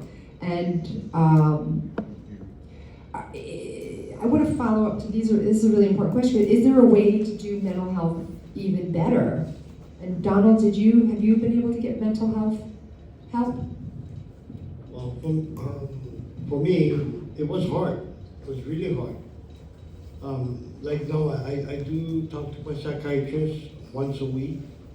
But when I was really asking for help, I wasn't getting none. I tried to reach out to so many people to help me with my whatever situations I was going through. And it was hard. Nobody wanted to reach out for like I said, I was in Lahaina and I was asking for help. I was asking to see someone, to talk to whatever I was going through. And it was hard. I didn't get help until, I want to say October. So you were living in the shelter in Yes. Lahaina. Was Yes. there anyone coming to the shelter there to see you for mental health services? No. No? No. As I understand, part of that philosophy is people need to handle that and do go to it for themselves. But I do know that one of the existing location now does have some doctors that come in from one of the nonprofit mental or physical health. I don't know if they do mental health, if they have a space for that. These are the kinds of questions I love, and the kind of questions that we want to explore is, what are the ways that we can do it better? And what are the ways that make sense? And again, if you're living without a phone, without transportation, now that, when you're housed and you have a bus pass, it's way easier to do it. It's still not necessarily always easy, but it's way easier than, where's my phone? What time is it? Is somebody out there? Like, are the cops coming by? I haven't eaten today. Oh, what time is it? Is the bathroom gonna close? Like, we gotta juggle all these things that really can be very time consuming. And Don, Donald, are you seeing someone in person or are they coming to you in, I'm by phone, my By phone. psychiatrist is. okay. The other, This is a really important thing to know about Donald is Donald can't really see the phone and he doesn't have a computer. So if you don't have a computer, if you have any kind of disabilities, your barriers are tenfold. And we have fought, I mean, literally fought to get him resources as a fire victim and with someone who has disabilities, and he has been kicked off of all the things we've had to get him back on, kicked off of all that. It has been, I don't even know how much time in my life has been dedicated just to get him to the basic line, forget having, more needs. And each one of these individuals, the amount of time on the phone, driving, redoing papers, having re-conversations with another person, it's so fragmented. I think that's one of the real issues is when you're living in these conditions, you can't have fragmentation. It's gotta be, that's why we're the one, Sherry Munda doesn't refer anybody anywhere. I'm like, we write everything down. What do you need? And then we do it together. So this, it's fair to say that Share Your Mana addresses the equitability and the inclusiveness issues. Is it fair to say that your experience has been that Share Your Mana is one of the only organizations that you've worked with that Yes, recognizes the equitability yes, and inclusive issues that come with not only being unhoused, but being disabled yes, and unhoused, being without transportation yes. and unhoused? Has that been the three of your experience? For me, yes. Because like what Lisa was saying, that because of my health issues, like I can't see my phone, and whatever text message they're sending me, and I don't respond to the notification, whatever they're telling me, I get dropped off. FEMA, everybody knows FEMA, and for me to get housing, I couldn't see on my phone, and they'll say, oh, but we notified you. How can you notify me when I didn't get a call? If you texted me, I can't see the text. I don't have no email. So we had to fight with FEMA to just reapply again. and the other piece is if you don't have an email or a mailing address, yeah, so just to let you, the broader definition of equitable means that every one of your needs is treated the same. It's not this one's bigger, this one's that we treat them like the puzzle pieces, Yes, right? yes. Like, so it's all important. So if you like Donald, how many times that you were you didn't get the help you needed, even though we told a worker that you needed the phone call, and they said, well, we can't work with you if you don't have an email, and then I say, well, you can send it to me, and then they say, oh, we have to find all this paperwork, and then you get another person, and you go through the exact same thing over and over again, and you have to keep starting over. So, is it okay if I ask you a personal question? Sure. When you were diagnosed as being legally blind, did anyone go through the process of teaching you Braille? No. So no one has addressed your disability and created an equitable space for you. Okay, so you're still reliant on a system that is designed for a seeing housed person. Okay. And even with my psychiatrist, I try to reach out to mental health issues, and then yet because I didn't have a medical, I didn't have insurance, and they won't take us because they worry about how they're going to get paid. I can't pay them. I don't have money, and so they're asking us, "Oh, what about your insurance?" And some insurance will give the psychiatrist, if the psychiatrist don't take United Healthcare, I won't get it. And And that's a list that is Correct. that is published for a seeing person. Right. Correct. So if I don't See, have yeah. that insurance company that would provide it, I ain't getting the help. Thank you for sharing your experience. You're welcome. And I had something really, thank you for that, and I completely forgot it. So there you go. Slipped right out of my head.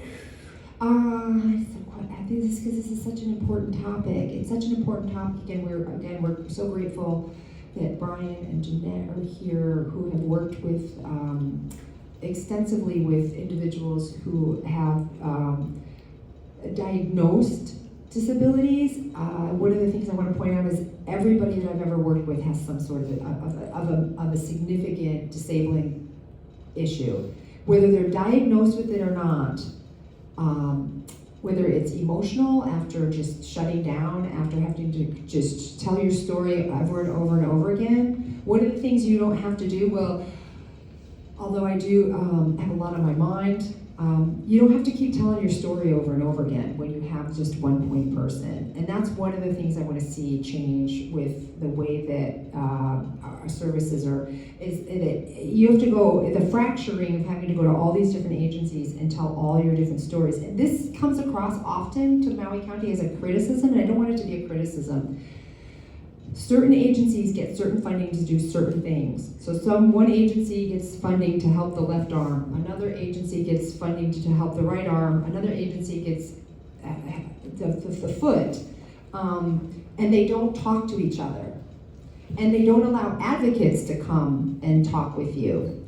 A lot of times, most of the time, you're not allowed to have, that they'll actually say, that they'll actually stop someone like me from coming in who knows the backstory and knows what the person means when they say no to something. They're not, a lot of times people aren't saying no. They actually don't even understand what's going on, so they just say yes or no. And so everyone here knows what that's like just get through the meeting, just tell them what they want to hear. So if we fracture that, or if we're in a system where that is actually fractured, how do we oh, this is the microphone, it's not.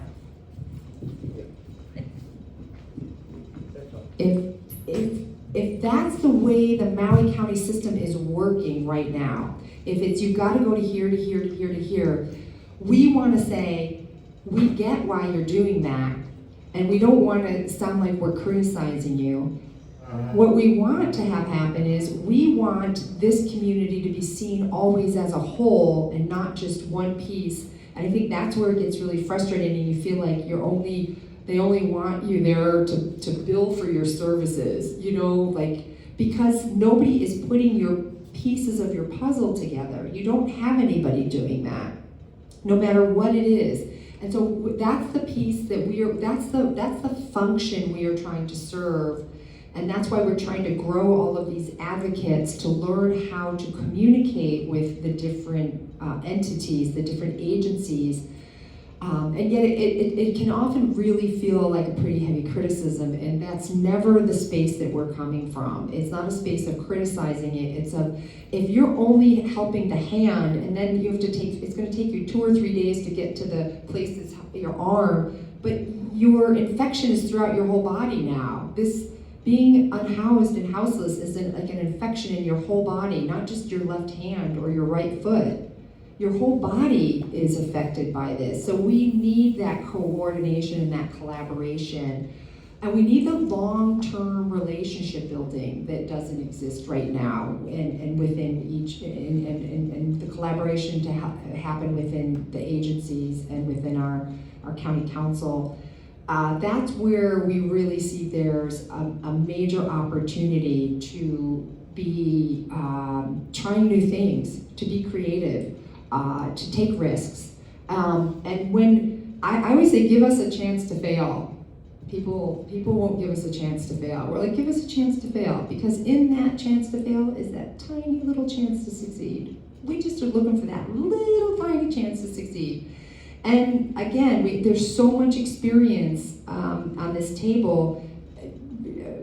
Stitch is not going to tell you he knows it all. Auntie's not going to tell you she knows it all. Uncle's not going to tell you he knows it all.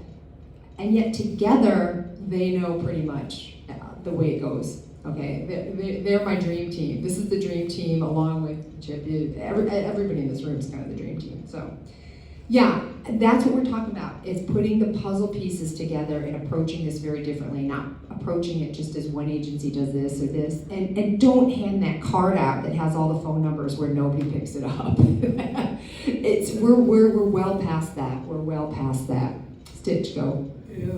I just wanted to, I don't know the relevance of it for sure, but before coming to Maui, I was living in Mammoth Lakes, California, which is in Mono County.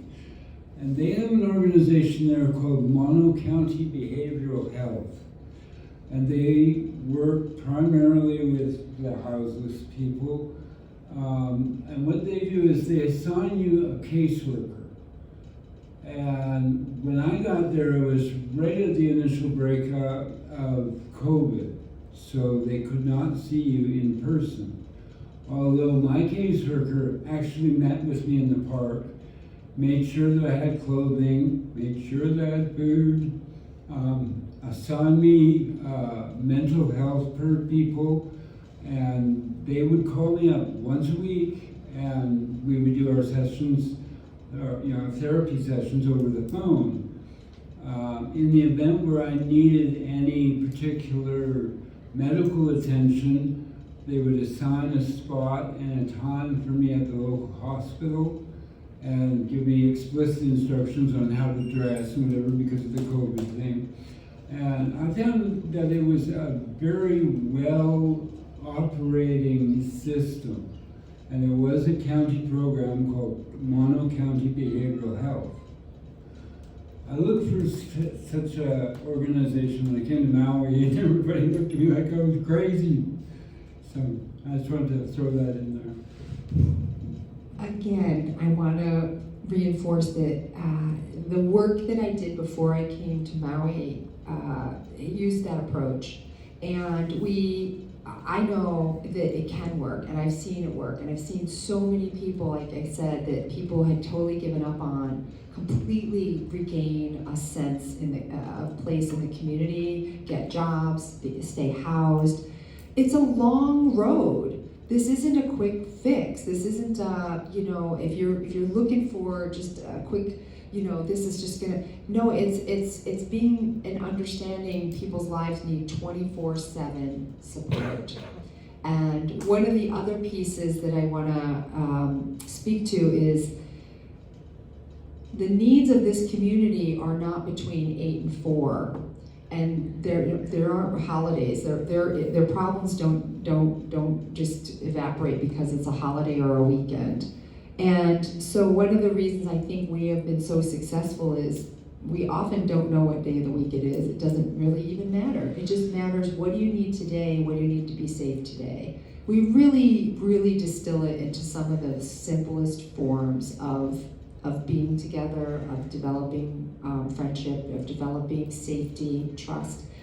And we do hope to one day to be able to say, oh, I have a weekend off, or I have this off. But until people are safe, and until they know that they're safe, and they know that they can rest and really rest, we operate 24/7. And that's one of the pieces I'd really like to see change in Maui, is that there are weekend and holiday and supports, and emergency rooms though, right? Like after holidays and things, that's when like our Monday morning is a doctor's office is when they're choke full, right? Because like everybody got sick over the weekend, gotta wait, and then they call in. We need to use our emergency room and their experience and their struggles and what they need. There's so many pieces that need to be integrated into this dialogue.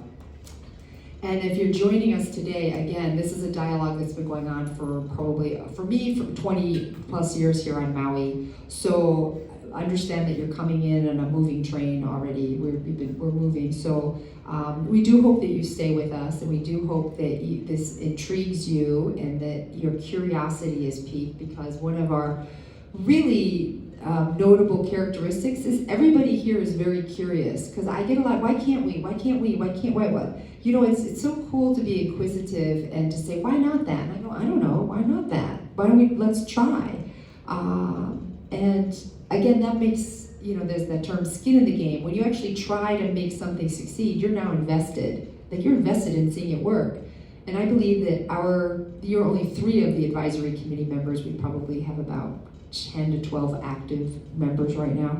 I know that they are activated to put skin in the game, and they want to be a part of it. And if they do get the resources, when they get the resources, we'll all be stronger, and the whole community will be stronger and safer. And then we can really start to reach people who their lives have disintegrated so deeply that it feels overwhelming, and that they're kind of checked out. So we want to be able to reach everybody, but we want to get again, hand up, hand out. Let's go, you go. And then I kind of feel like that's what we do, is we like grab people and then we try and get them to the agencies. And the agencies see us as kind of, maybe we complaining about them, or again, I want to make sure that they know, we do know that we understand that sometimes you're just funded to do one thing. And although it's frustrating, because again, you need more than just what that one funding stream is doing, we want them to know how much we are supporting and getting people into these agencies as much as possible. It's our job to connect people to any resource and support them as much as we can. And again, sometimes a lot of what you hear is us doing our testimony, which is telling the very uncomfortable truths about what this is like, and we recognize that's very uncomfortable, and we know that the only way through this is through discomfort. Oh, there comes one of our advisory committee members. Yeah, so I think it's 11:25, and I want to recognize time, and if there's any of the questions that didn't get answered, or I would like to maybe give a comment to each more and more of this team as well. So is there anybody that has a question or a comment that would like an opportunity? I do kind of want to put somebody on the spot who looks like they're kind of raising their hand. Oh, I was just going to say that we should have a round of applause for the panel.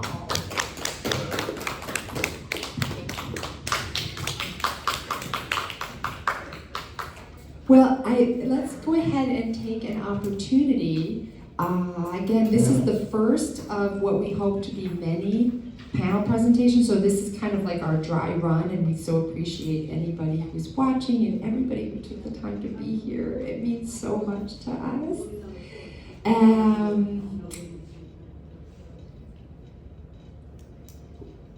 I mean, just what do you need to succeed? And maybe succeed isn't the right word. What do you need to feel safe? What do you need to wake up and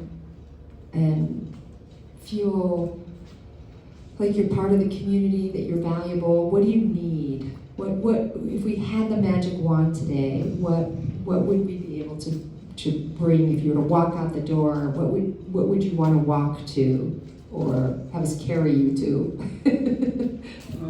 I think the biggest thing is security. I would like a fridge and a microwave, but no, just being able to go out and maybe go to a movie, and not worried about having my belongings stolen or my tent burned down, or not worrying about my tent getting burned down when I'm in it. That is a very common concern.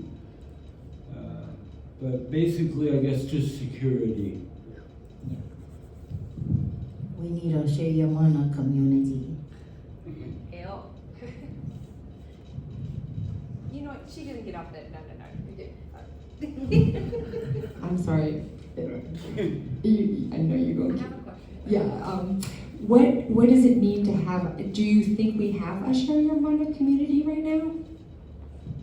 Yeah, we got us, we got everyone here right now. But so would you want? What do you mean by having a Sheyamana community? Having space for. Oh, you mean like actually having like one office? An office. Yeah. Oh. Like when you had the office, Yeah. we could have meetings, and that's what we really need. Oh, we need an office. Yeah, for sure. Sonia, Hold on. You gotta hold on. Okay, I was Oh, okay, no, go ahead, go ahead, we'll come back to you.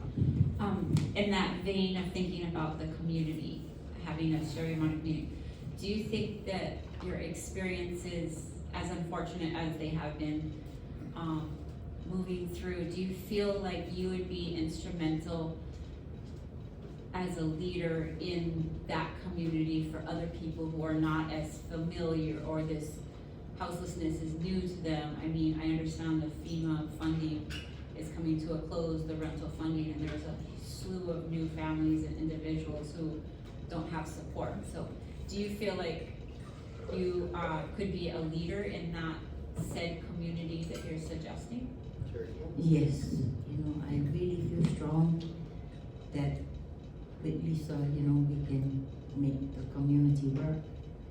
Like I said, I only trust her because she was always there when I had my panic attacks, and she would always come to the rescue, and I would not believe her and trust her. She said, just, give me a chance, and so it all worked out. I said, because when I got kicked out of the shelter, and being in drug court, it's mandatory to have residence. And so I told her, oh, I'm gonna get kicked out, so now I'm gonna end up going to jail. She said, no, you're not going to jail. I said, yes, I am.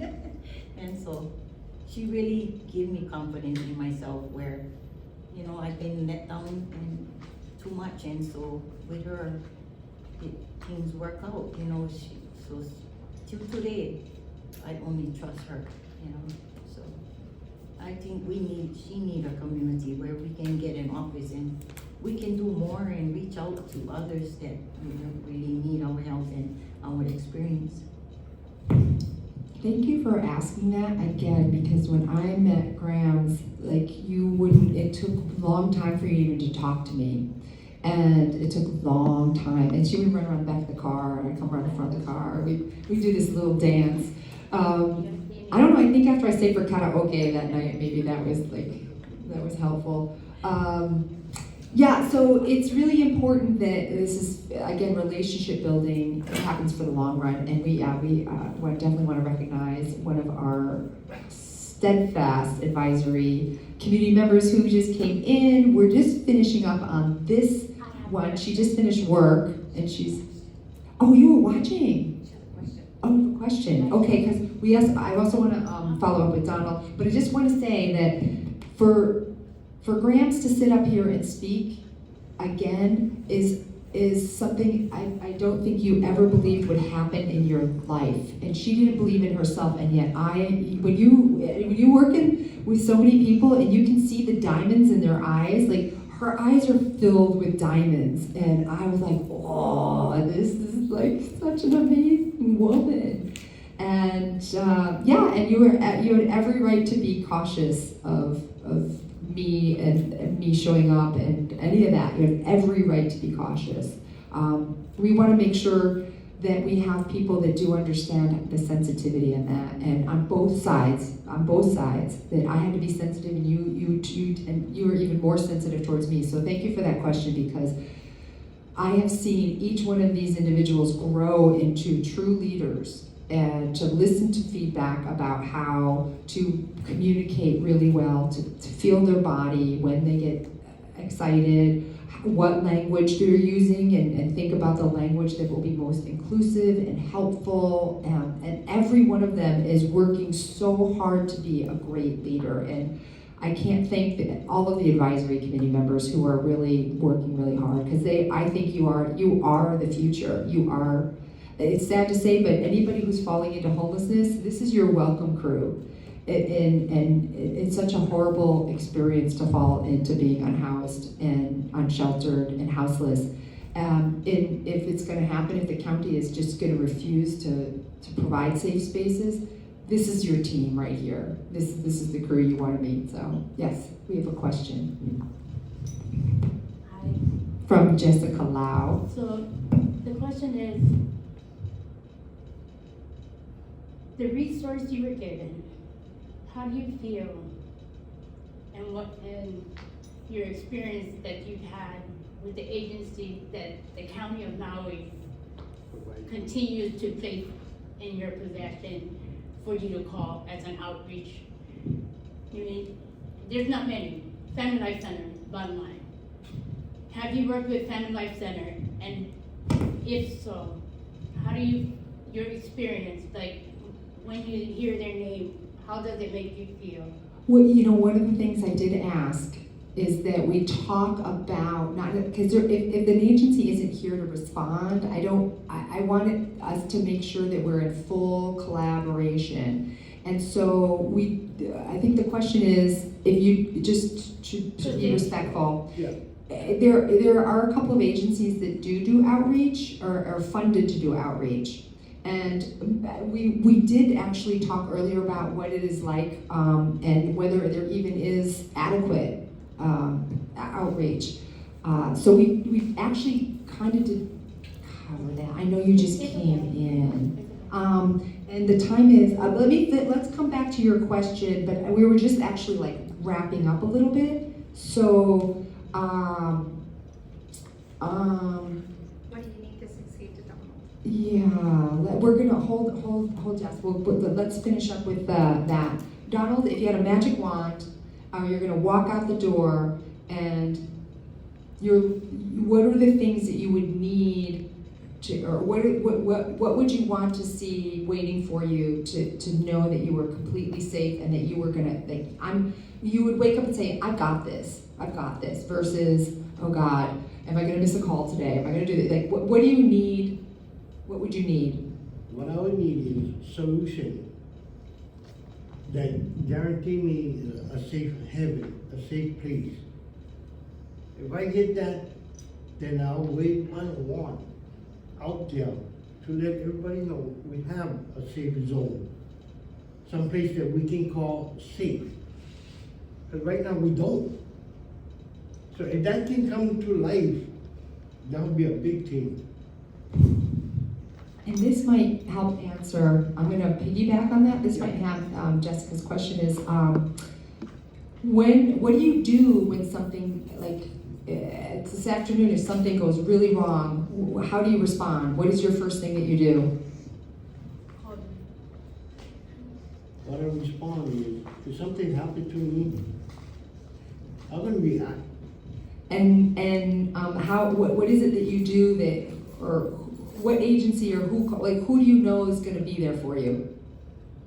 All I know is, Shiramana is gonna be there, because I tell you what, the rest of the people that say they're gonna do things, they don't. So again, one of the things I wanna really try to address is, everybody knows my phone number by heart.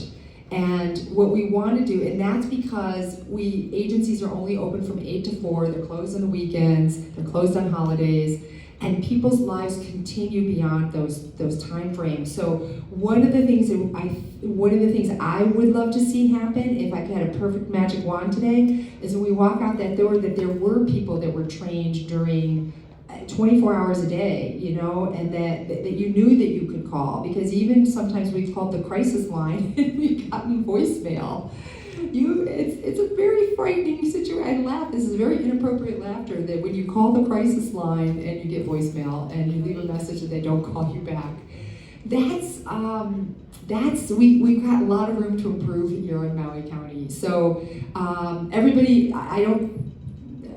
there's maybe one person that I have not returned a timely call with, who I have had dialogue with, who is calling and screams at me. So I don't always get back to that one person. So if you're out there listening, I can't say that I get back to absolutely everybody. But we did have the conversation to please not scream at me. And I'm still gonna try and help him because he's very angry. But generally, yeah, we need people. You need to know that there's somebody or some resource to support you at all times of the day and night. Yeah, that's what I want to say.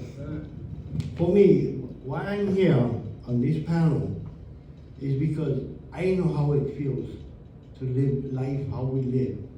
There's a lot of agencies out there that go to college, get all these hypothetical things going on their head, and they don't know how we live. For me to be on the panel and know what we talking about and how people are feeling, that's what Sheyamana is about, because we know how it feels. We live the life that we live. A lot of people, a lot of agencies out there don't know how we live. Oh yeah, they all keep saying, oh, Mr. Whitehall, can you sign these papers? We're gonna try to do our best for you. And then yeah. Well, I don't think it's necessarily that they don't know. I think the problem is that they don't care.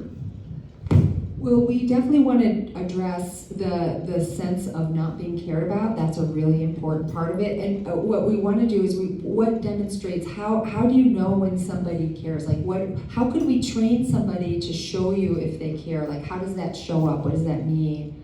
Like when do you feel rejected? What is that? What happens? What happens when you? Why do you feel rejected sometimes, or when people don't care? I ask them if they've spent.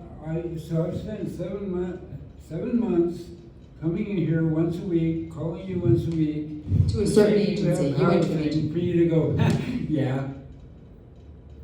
And they laughed in my face, saying, yeah, we basically wasted 7 months of your time, and we're not gonna help you.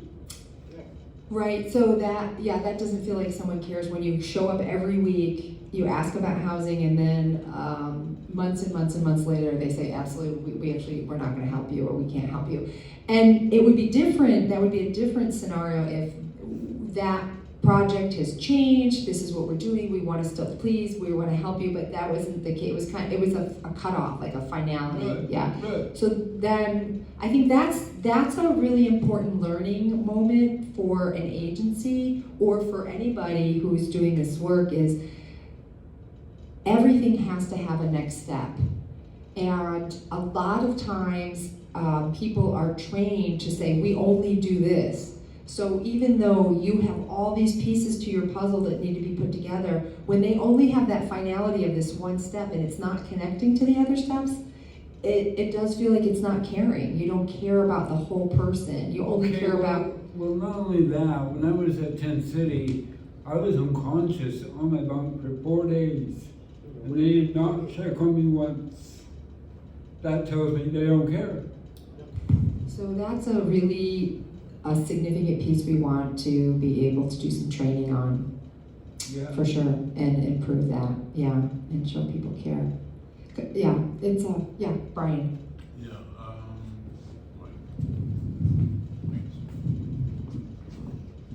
yeah, would you say that it's important for agencies to provide motivational interviewing where they're not asking you close-ended questions, but they're asking how can we help you, and they're motivating you to give them the answers of how you need to be helped? Is that something that you would like to see from agencies that you feel is lacking?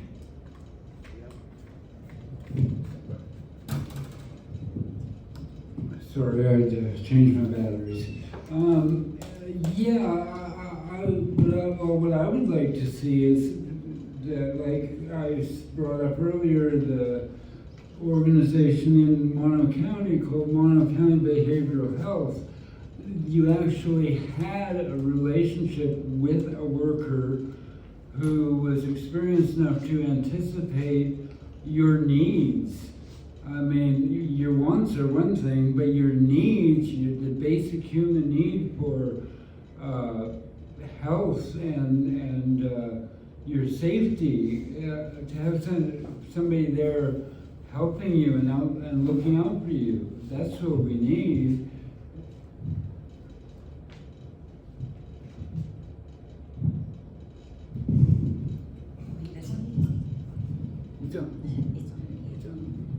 For me, I have I had some bad experience with other resources, and so that's why I had a hard time when Lisa came along, and I was avoiding her. I said, well, you know what she's going to promise us now, what she's going to tell us that she can do for us and don't do it, so that's why I don't trust other agencies. I only trust Lisa, because throughout the times that she's been helping me. Till today, she's still helping me go through my court, help me with my housing. And so I just want her to be recognized that she is a person that will make a lot of difference for the houseless. Because we're in partnership, and Brian, your question is well heard. Again, this could be an entire topic, it is an entire training, and I have had a lot of training in motivational interviewing versus closed end. And so the first year that I meet somebody, it's really just a motivational interviewing year. And that's why we've been successful, is that I don't walk up and say, hey, do you want housing? Everybody will just say no, because they just want you out of their face. If they're sick of that question, of course they want housing. Like, that's the dumbest question in the world. Like, why would you? I'm sorry, that's very professional. No, it isn't a question that's going to yield you the answers that you need. And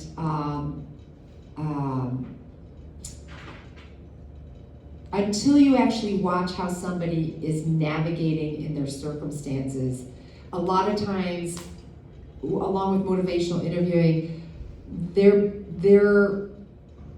way that they organize their day is way more informative than any words they'll tell you as well, or any simple questions.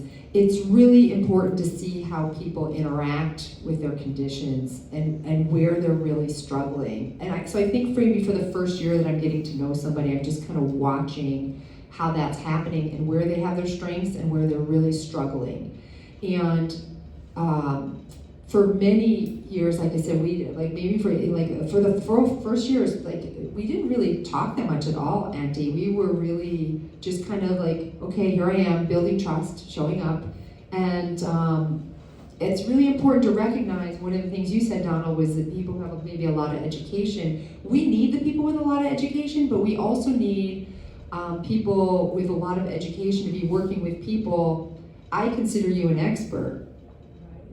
And you don't have a lot of letters behind your name, and yet I still consider you an expert. We have to recognize lived experience is an expertise, and that it's definitely about a lot of letters, because people who have studied things and reached out and learned. I've learned so much from other people who have achieved data, and this has worked. We've studied this, and this doesn't work. I've learned a lot from that. That's a really important piece of it.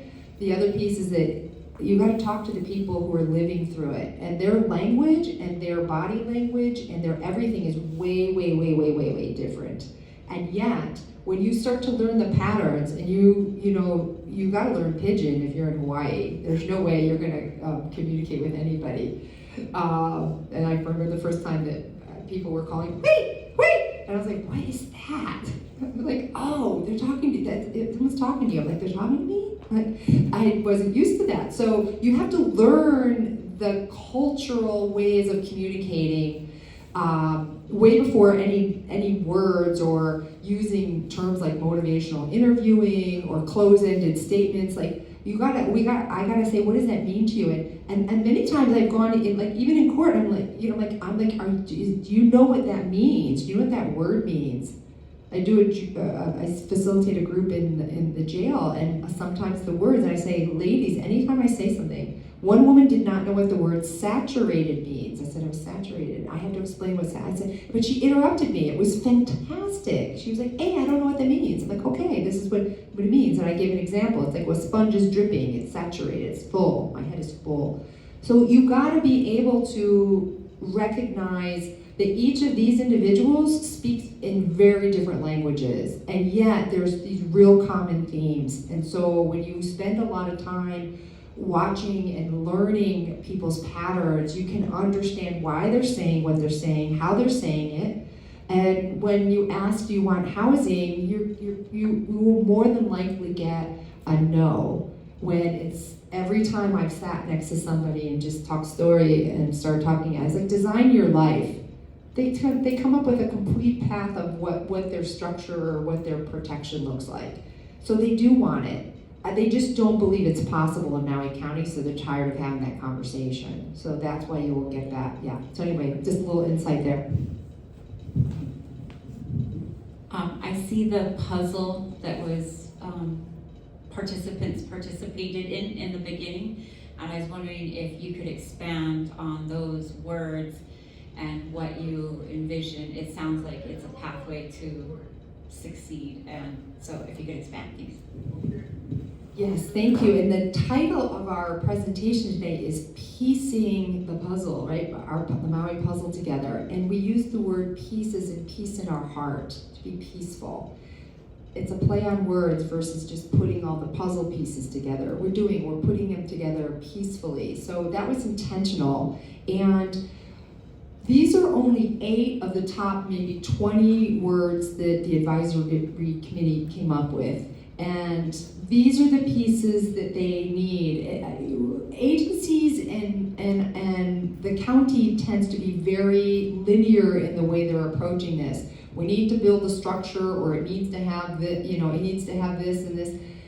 And in fact, when people are hooing up in ohanas and encampments, I'm watching, they don't have anything of what the county is calling housing, and yet they're living and surviving and thriving together. That's every time when they get broken up and cops and county make them break up and take their stuff.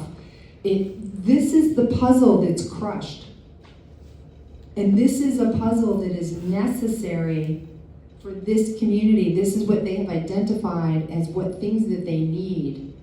Just like they need water and bathrooms and food, these are some of the emotional components. And honesty and trust. How important is honesty and trust? Important. Really important. Okay. What about safety? Emotional safety, physical safety, intellectual safety, all that kind. And very important. How about collaborating with each other? Do we need each other? Oh yeah, of course.